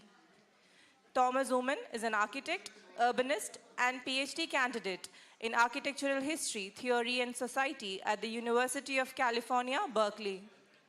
And our fourth panelist, Sandhya Kurushingal, is the creative head and founder of Graycell Design, print and digital communication design studio. We look forward to a lively discussion on the topic, Is Modernism Dead?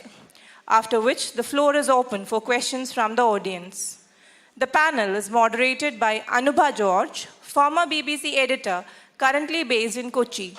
She writes on Kerala culture for national and international publications. I request all the panelists to please come onto the stage.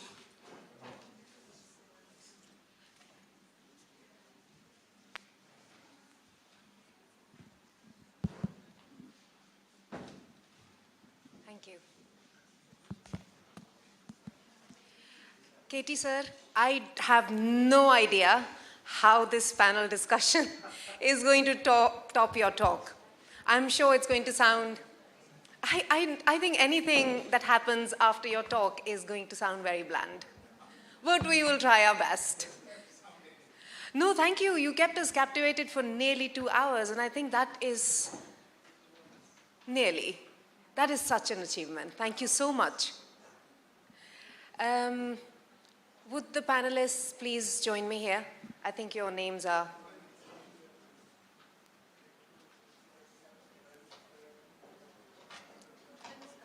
Kunjan's coming. I think, Thomas, you're next to me. How much time do we have, Aditi? 15, 20? 15 minutes? Okay. So Is modernism dead? I think that is such an expansive subject, isn't it? I think you'll all agree. Is modernism dead?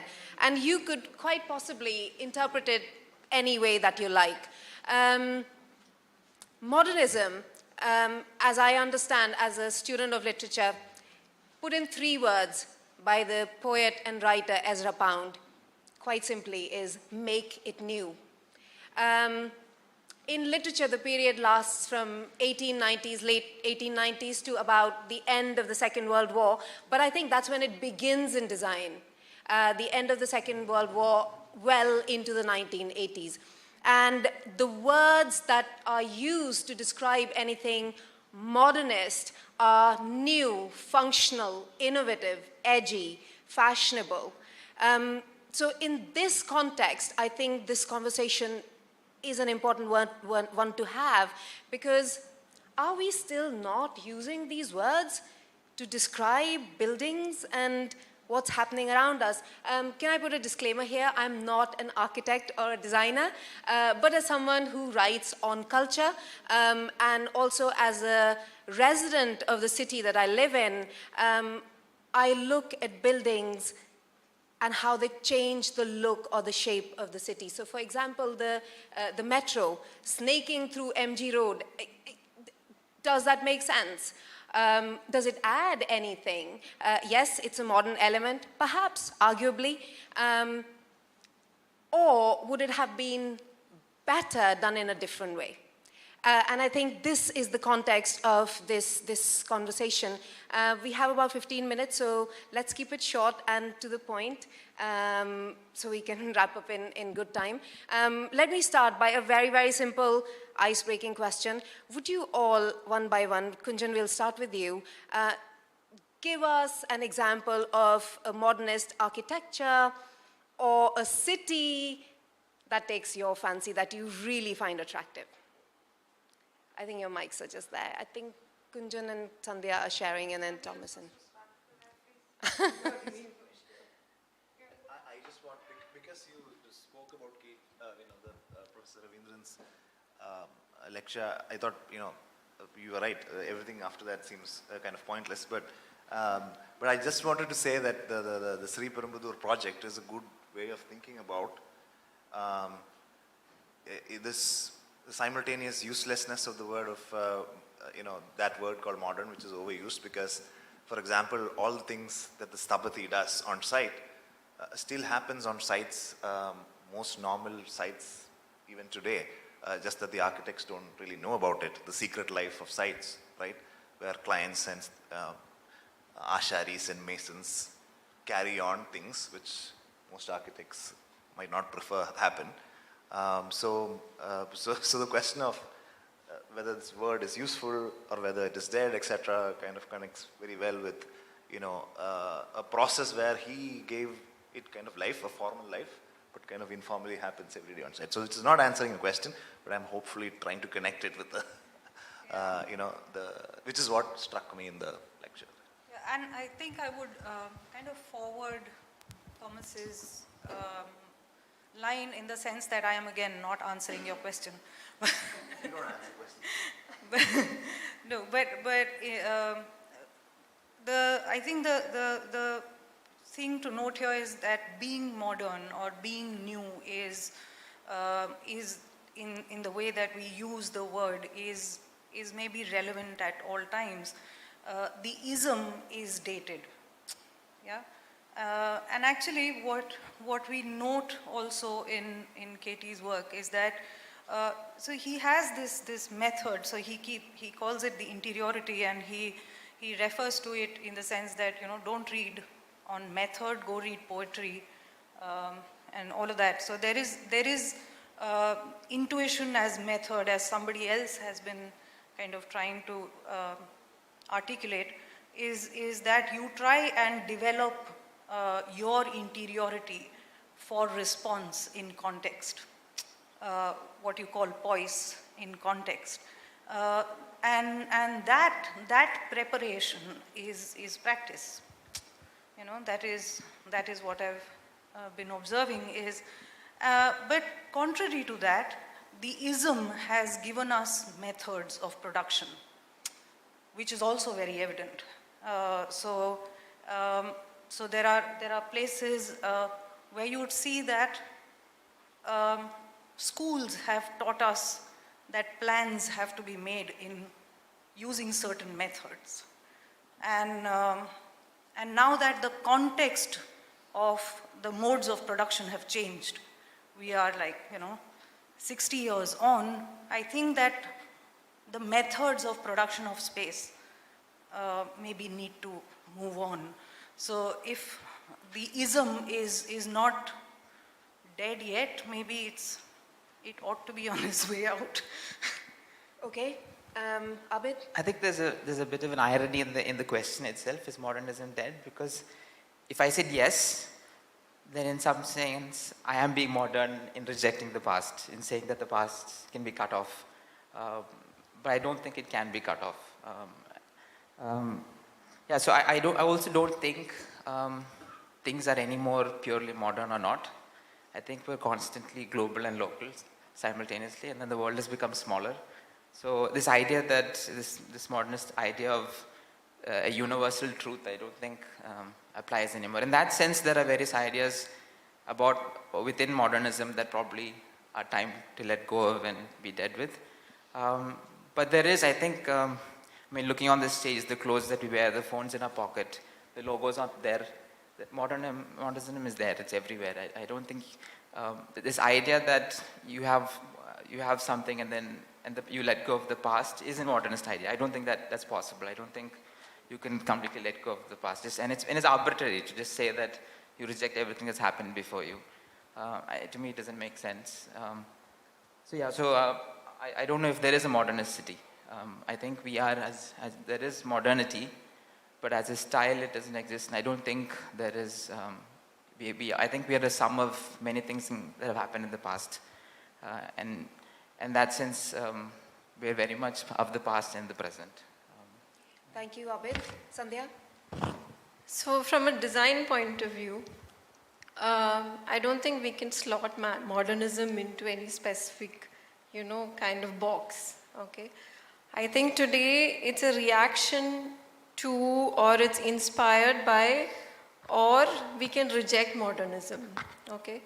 And I think it's basically, it's an aesthetic that's, flowing. And we get either inspired by it or we reject it. And I think it's just a growing process, where we either borrow from it or we move away from it. Okay, however, none of the designers have answered the initial question, which was, what to you is a modernist, a monument or a city that represents modernism? Other than you, Thomas. I'll excuse you. Well, I'll tell you what the problem of the question is because there is this category called modern in some ways, a very insular category which makes it's an artificial category and a binary which really doesn't work, which is why the Sri Perumbudur project was interesting, because is it modern? Yes, it is. Is it non-modern? Yes, it is.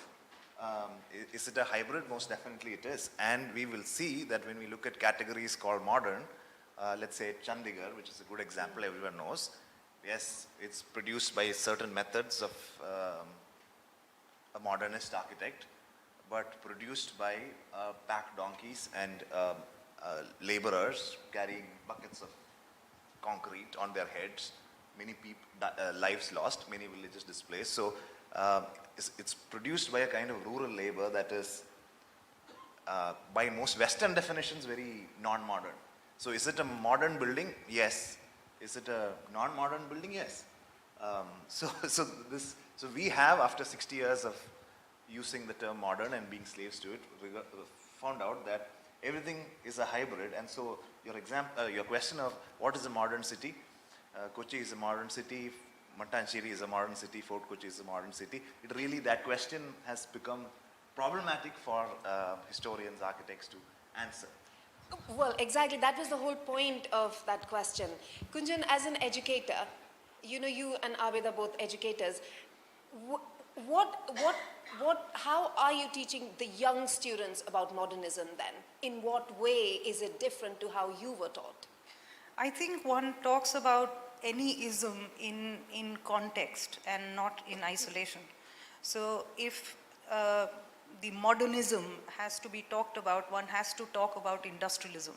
One has to talk about the way the world changed during that time, how somebody else kind of articulates it as deterritorialization.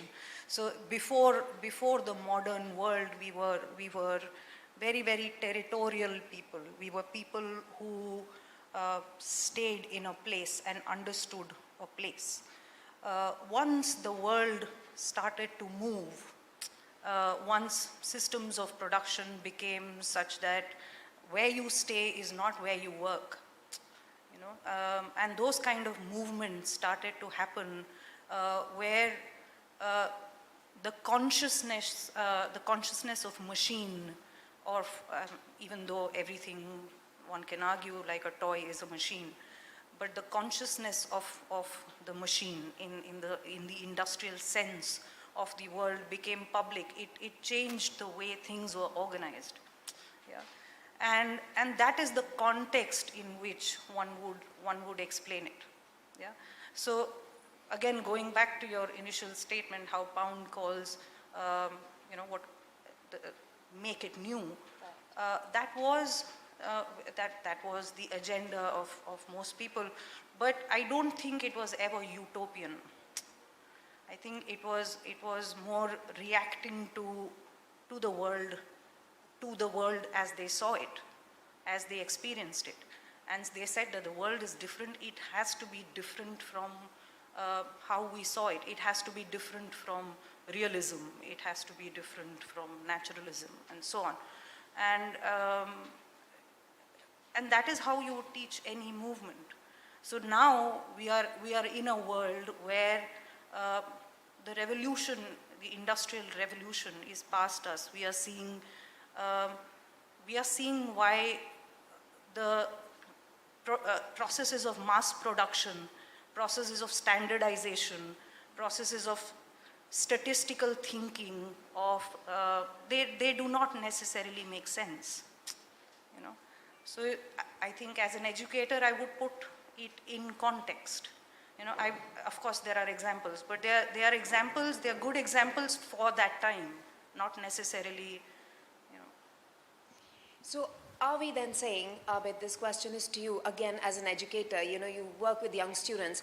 Are we then saying that, looking at the question as is modernism dead? Are we then moving back towards the traditional elements a little bit more? Is that what we're saying?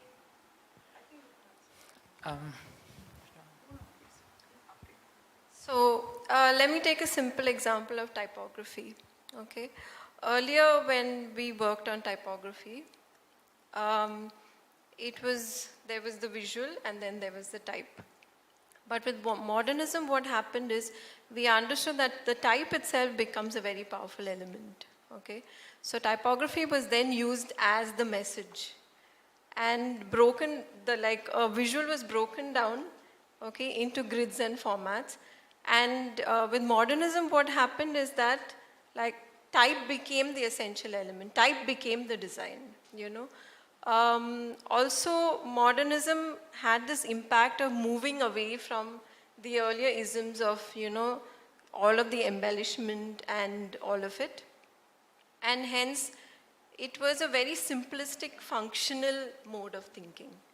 You know, so I think that is where, in today's world, it has really helped us see into functionality. Another term related to modernism, functional, isn't it?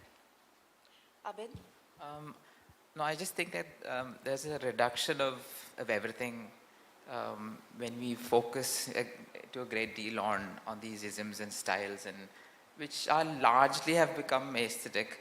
And I think Kuchan's point about in teaching it and in addressing and thinking about something as modernism is, and realizing the context of it. Like when Baudelaire writes his essay, he's reacting to the bourgeois, he's reacting to systems at that point of time, and he's saying we need to let go of these, we need to step away and do something radically different.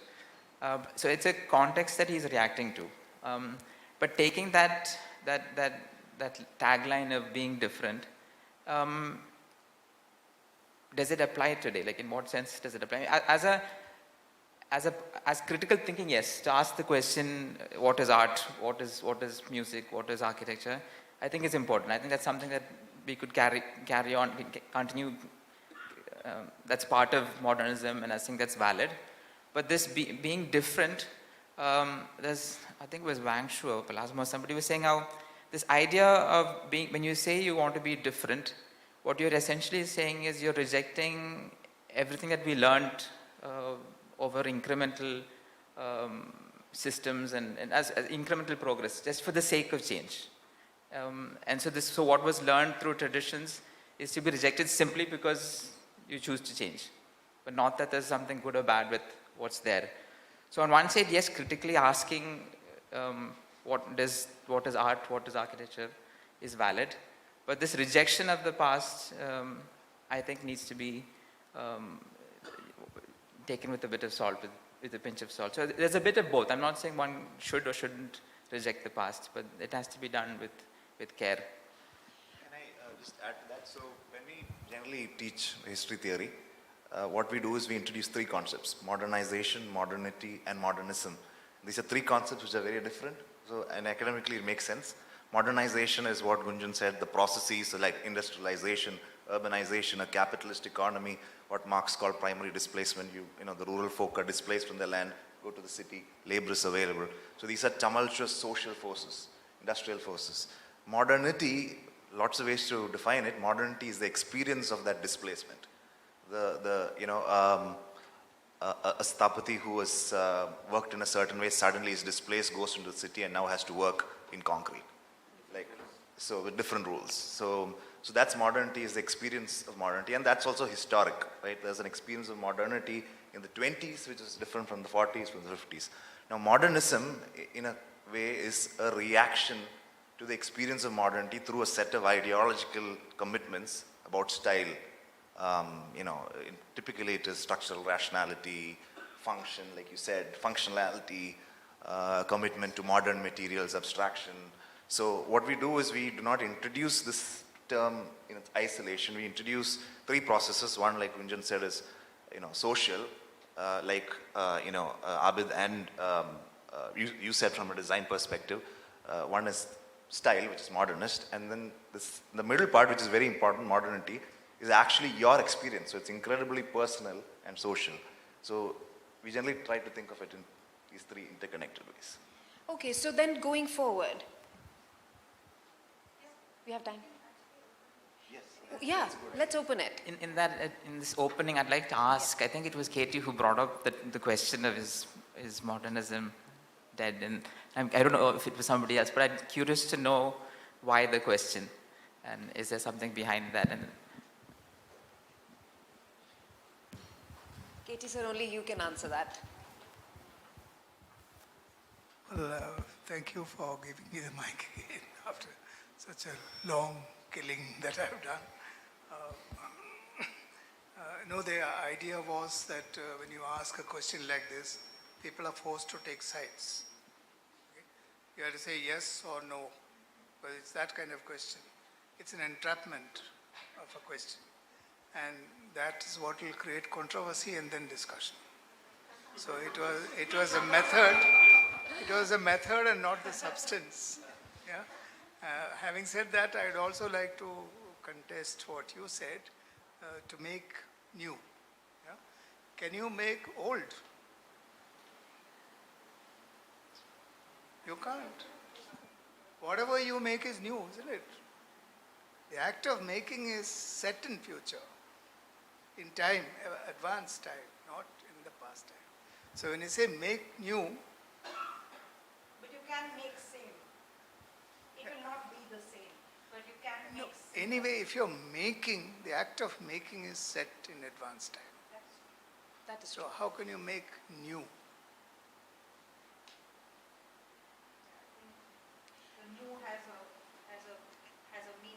or you can't make old. Or does new become old So at some the point? idea of counterposing new against old itself is vacuous. So there is no discussion there actually. With this I conversation, had a strong feeling there was some naughty intention behind the question. this conversation, however, is modernism dead? If I can compare it to, the conversation that is had repeatedly, is Facebook dead? It's a little bit, you could argue until the cows came home that yes, Facebook is dead, but equally, it's far from dead. So I think each time era probably has its own thing.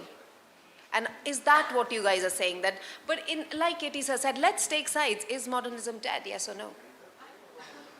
Maybe the audience would like to take sides. Is modernism dead? How many of you think it is?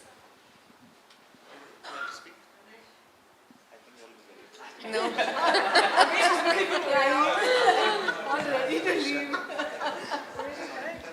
Ramesh is running away. Modernism for modernism's sake. But if it comes from the heart, if it is a genuine thing by an artist, I welcome it. I appreciate that and I think most people will do that. But it should be genuine. Not create something which is not understandable by the public. Something for just deliberately being made. To be in the modernism group. What is the value of that? That I don't understand.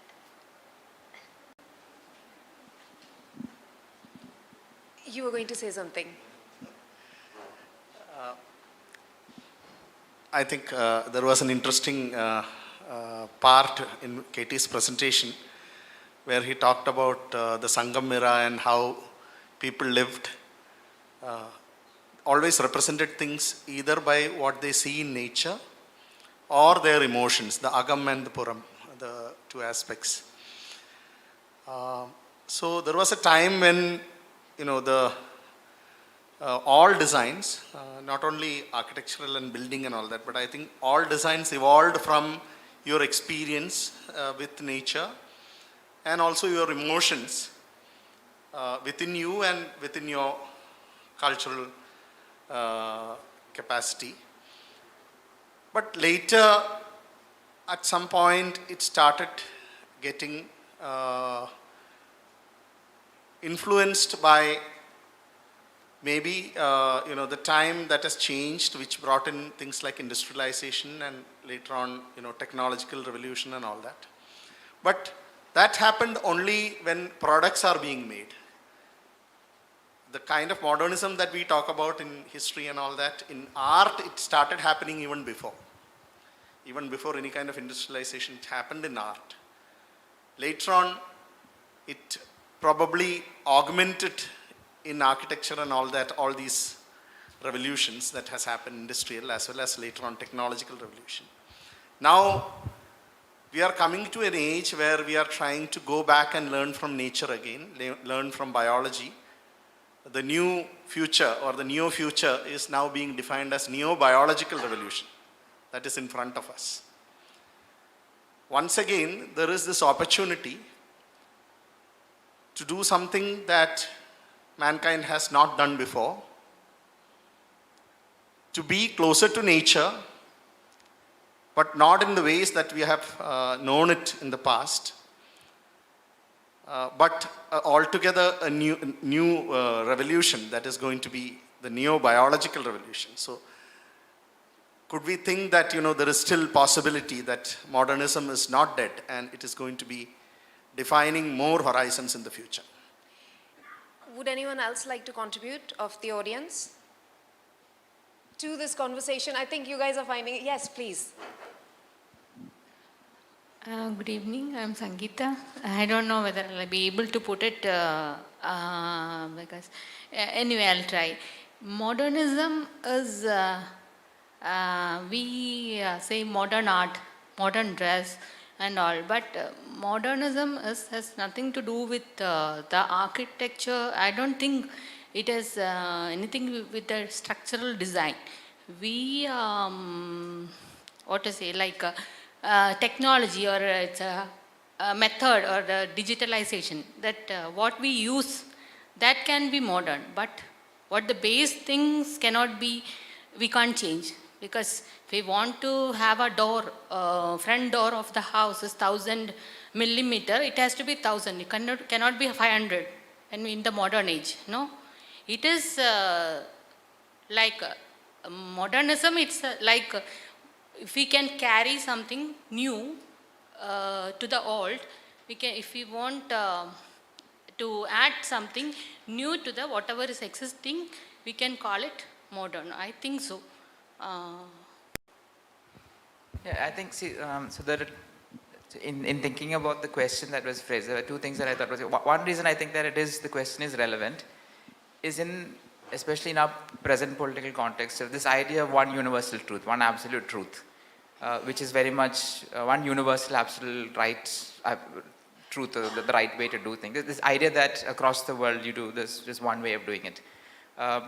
I think that needs to be questioned. I think that exists in our particular political reality where there's one view. And so there is a need to see the validity of a plurality, of being different kinds of, there are different kinds of people, there are different kinds of, different nature, different values, different systems, and they're all valid. So this question about the 1 meter door, it could be 50, it could be 60. In different cultures, the idea of a door, the meaning of a door, the height of a door may have different values. Yeah, so in one sense, I'm just saying that this idea of a universal truth that is part of the idea of modernity needs to be questioned, and therefore this question of whether it is alive or dead is valid. The other side, I like to say that I think whether it's art, music, or poetry, or architecture, I don't think this modernity or whether it's postmodern, there's one thing that defines it. There are numerous things that define it. And as Katie was talking about, there are numerous players, there are numerous people, there are numerous value sets that shape anything. And I think in some sense, this conversation in terms of styles needs to move away from it. There's so many other things about a building or anything that it's time we stop talking about these things simply in stylistic terms. Yeah, I'm Jacob. One thing I would like to say is that actually when you talk about modernism, I would rather think that that is a disjunction that created a point where a whole lot of people, especially in our countries, were educated in a particular way of doing architecture, and then they look back onto their own context and realized from that standpoint, which is actually more let's say more structured standpoint, they looked at and found the values in that was existing in our vernacular and created what subsequently William J. Curtis put together as the regionalist movement. That is actually the works of Bawa or Baker or Doshi or Correa and all that, or Hassan Fatih. And to me, that is the most meaningful thing, and I think it couldn't have happened but for the modernist education that those people had. That they were able to look at their own context from a modernist standpoint and come to a more meaningful way of architecture. That's what. Thank you. I think that's a very interesting point. And I think, Aditi, are we okay to carry on? Should we wrap up? Okay. Sure. No, that's okay. Okay, sorry, mine is a very different topic. It's more about surviving the modern age. So my question is both to the architect Ravindran as well as the panel. So since all of you are urban designers, what can you share about your work or even ideas on adapting urban spaces for excessive heat waves, excessive flooding, and which will still resonate with, say, an average resident like me, and that's affordable, that's still usable? That's a very interesting question. No, I think Katie sir should take it. I mean, you have some elements in your design, but I'm actually confused with your question. So could you repeat your question? Yeah, it is not really with modernism or not, but of course, climate change is it's happening right now. So I just want to know if you all could share some of your work or even ideas around making existing urban spaces sort of resilient to excessive heat, excessive flooding, and yet, usable, affordable for just the average resident, basically. Any thoughts or any work that you can share that, for example, you have adaptive reuse, you said, right? And any thoughts on that that you could share? I was saying that an existing building is the only sustainable building.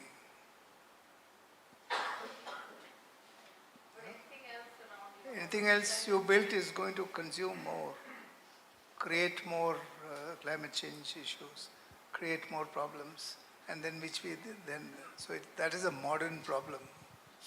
The climate change is actually a problem of modernism. Yeah? And I would also say to what Jacob had said, that this whole idea that somebody coming and saying that somebody is regional, it's like the regional Chitrahar, Hindi is mainstream, everybody else is regional Chitrahar. We used to have a program called Chitrahar. So it comes from who's at the center. Are they at the center, the people who give these names? Are they people who call somebody else regional? He assumes that he is the center. There is no center and periphery. Everybody is a center. Every form is a center. So this whole positing something as regional and something as mainstream is a power play. And by buying it, we are becoming victims of that power play, of what is center and what is not center. And I think a lot of the problems in climate change stem from that positioning that is taken by the so-called industrial cultures. Gunjan was, for instance, saying about how, the whole idea that city is a machine to live in. Okay? And also in the 70s, there was a writer called Herbert Marcuse. I don't know whether you're familiar with Herbert Marcuse. He's the 60s ideation guru. I belong to that generation. So he said, he called the modern man as a one-dimensional man. One-dimensional man whose life and his time is divided in a way as to fit the machine, the larger apparatus of modernity, to which he is fitting himself by dividing his time. So he has no life left to himself except on Saturdays, Sundays to pay for an expensive holiday to the beach with the family and so on in the Western context.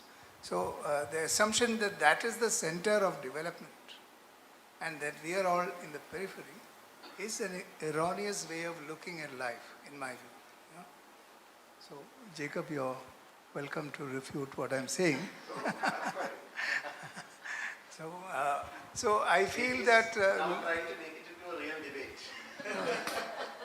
No, the real issue is that it is that lifestyle, the mechanical lifestyle that she just alluded to, as well as when Marcuse said that we are one-dimensional people because we are just what you call a cog in the machine. We are fitting the larger apparatus of the city as a machine.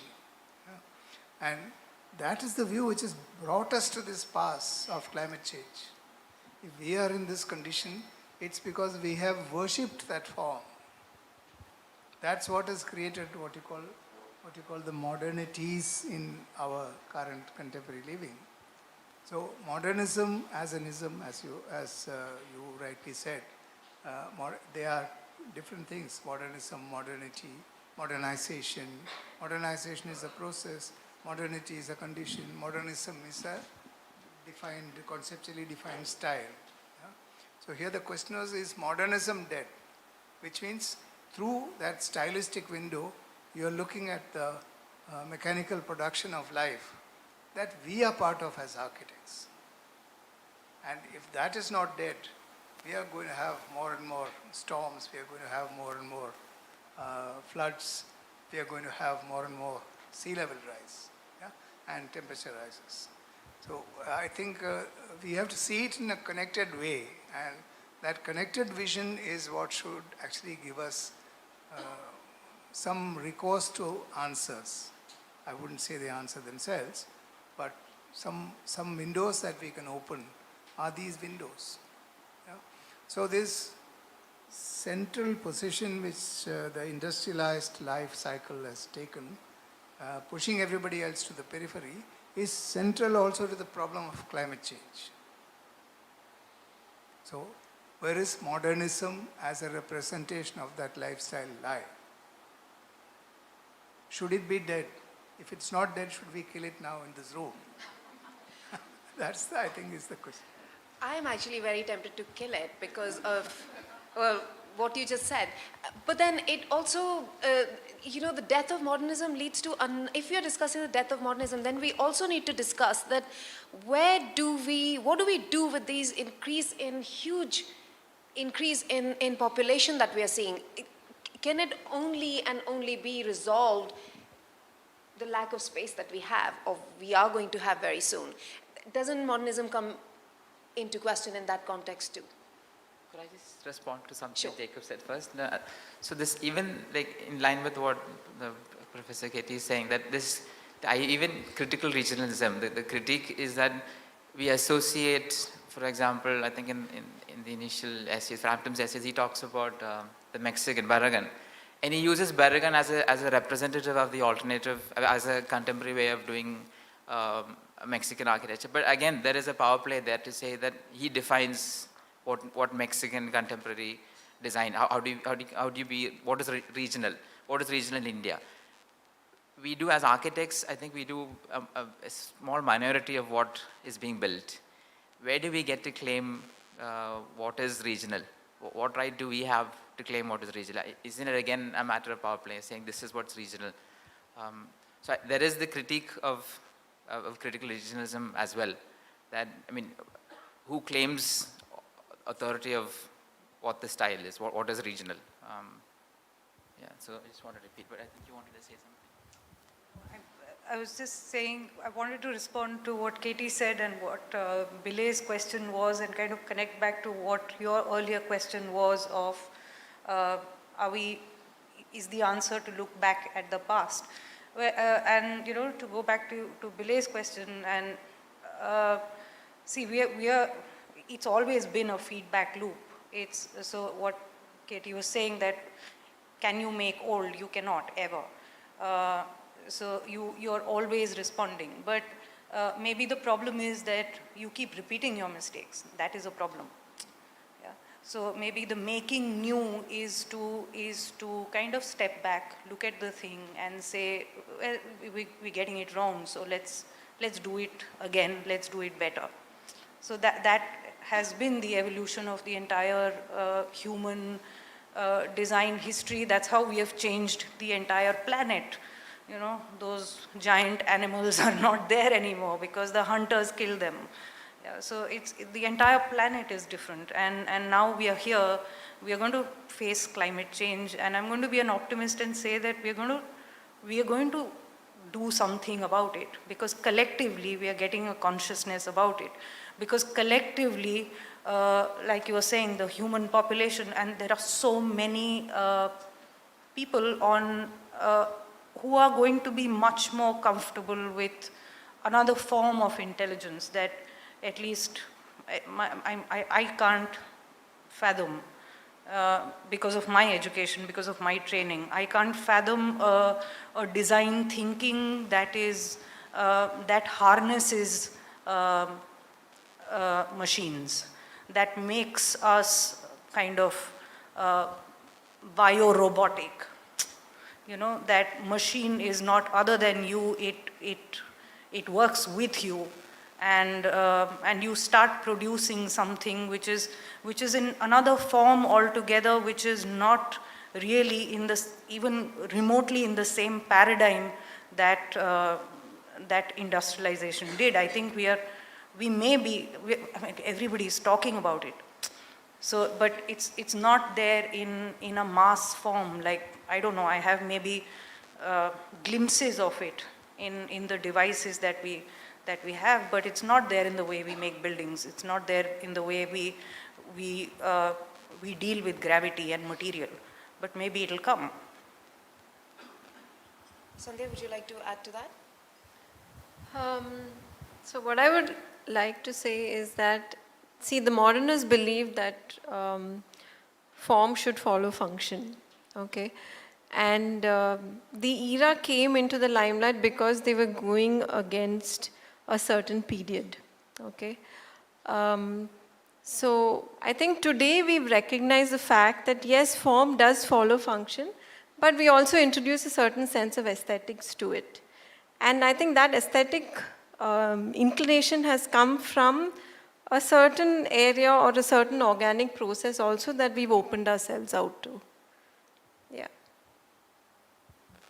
I'd like to be optimistic about global change, but I think there are some realities about modernism and the values that come along with it, the individualism, capitalism, that makes self-interest priority number one beyond anything else. And as long as those values exist, yeah, we have a problem. I think we won't deal with. Why would it cooperate? Why would anybody want to bother about the rest of the world if they're placing their self-interest first? But it's not our generation's issue, it's the next generation's issue. It's not my money, my lifestyle. Why would I want to? So I'm not, these are underlying values that modernism has brought. Industrialization, capitalism. And I think unless we let go of them, I think there is a problem. But hopefully, yes, we will figure it out. Thomas? I still will try to answer your question and also the climate change question and Professor Ravindran's provocation.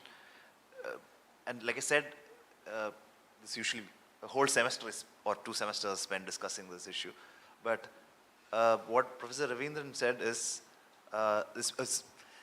the question we might be able to answer more is the modern dead?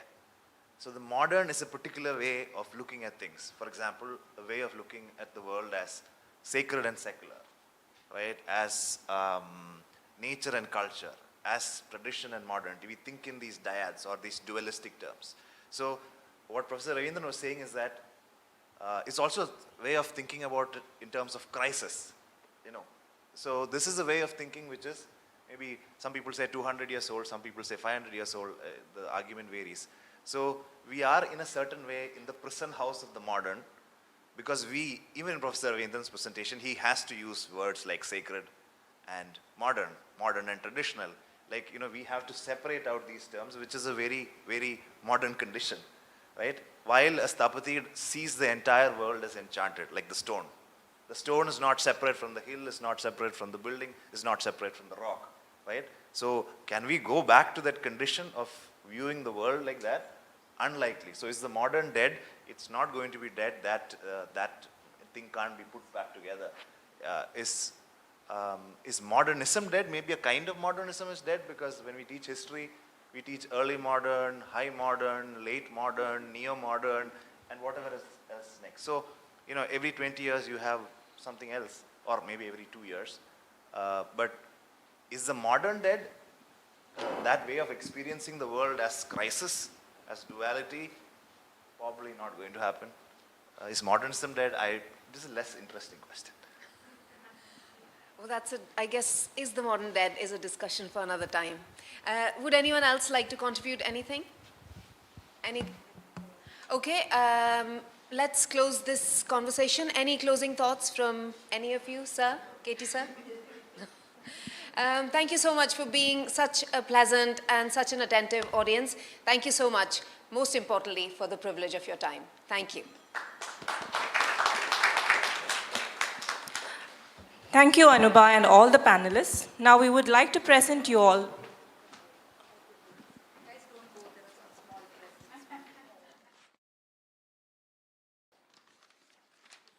Now may I call upon Aditi Nair, Director, Kerala Museum, for vote of thanks.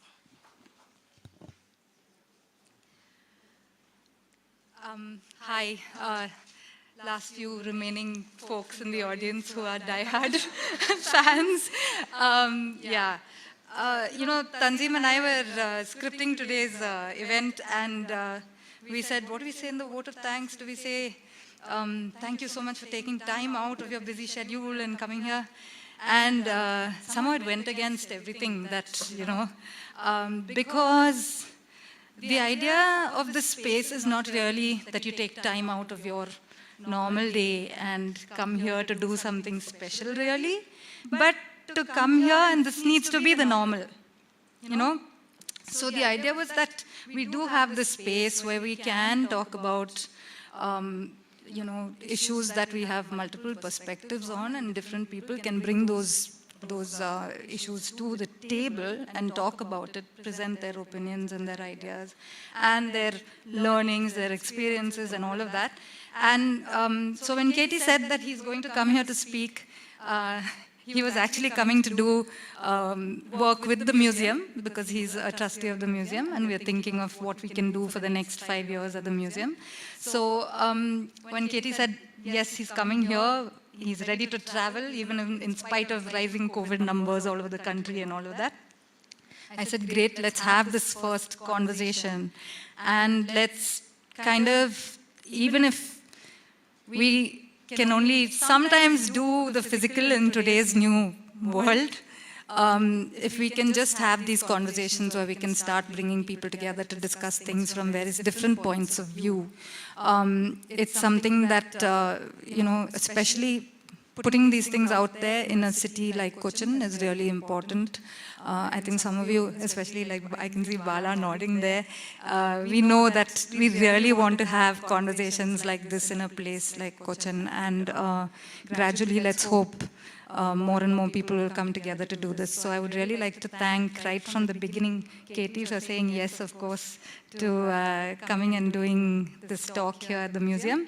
I'd really love to thank the IUDI team who have sent me logos, supported me with so many other things, and Billy has been a solid rock in the organizing and planning of this thing. And IUDI and Kerala Museum together jointly put this whole event together. I want to thank the staff of the Kerala Museum from the bottom of my heart, because this is the very first post-COVID event that we have had, and some of you have been there for some of our events pre-COVID and packed halls, but a totally different team who had years of experience organizing all of this, and this is a brand new set of folks who have really never seen something like this happen. So those guys are really, and more than anyone else, also our intern Nikita, Tanzim from IUDI, and the volunteers who have pitched in today from SEMS College and from our very own museum volunteering heritage and museum field school that we have going. 5 of them have also been part of this event, and I think that's one great thing to see happening, that we have support coming from a volunteering force, which is something a museum desperately needs to stay on its feet. Have I missed anyone else? If I've missed anyone else, please forgive me. Yeah, thank you all for coming and being part of the event. We hope we can bring you more like this in the future. If there's anyone who's really keen to present their work, of course, please get in touch. Let us know. Yeah? Okay. Thank you. Thank you all.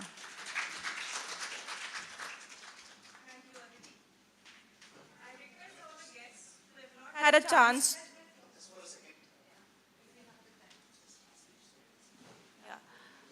I request all of you to please remain seated for a while.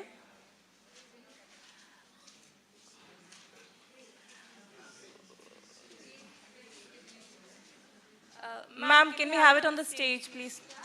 That's fine. All right.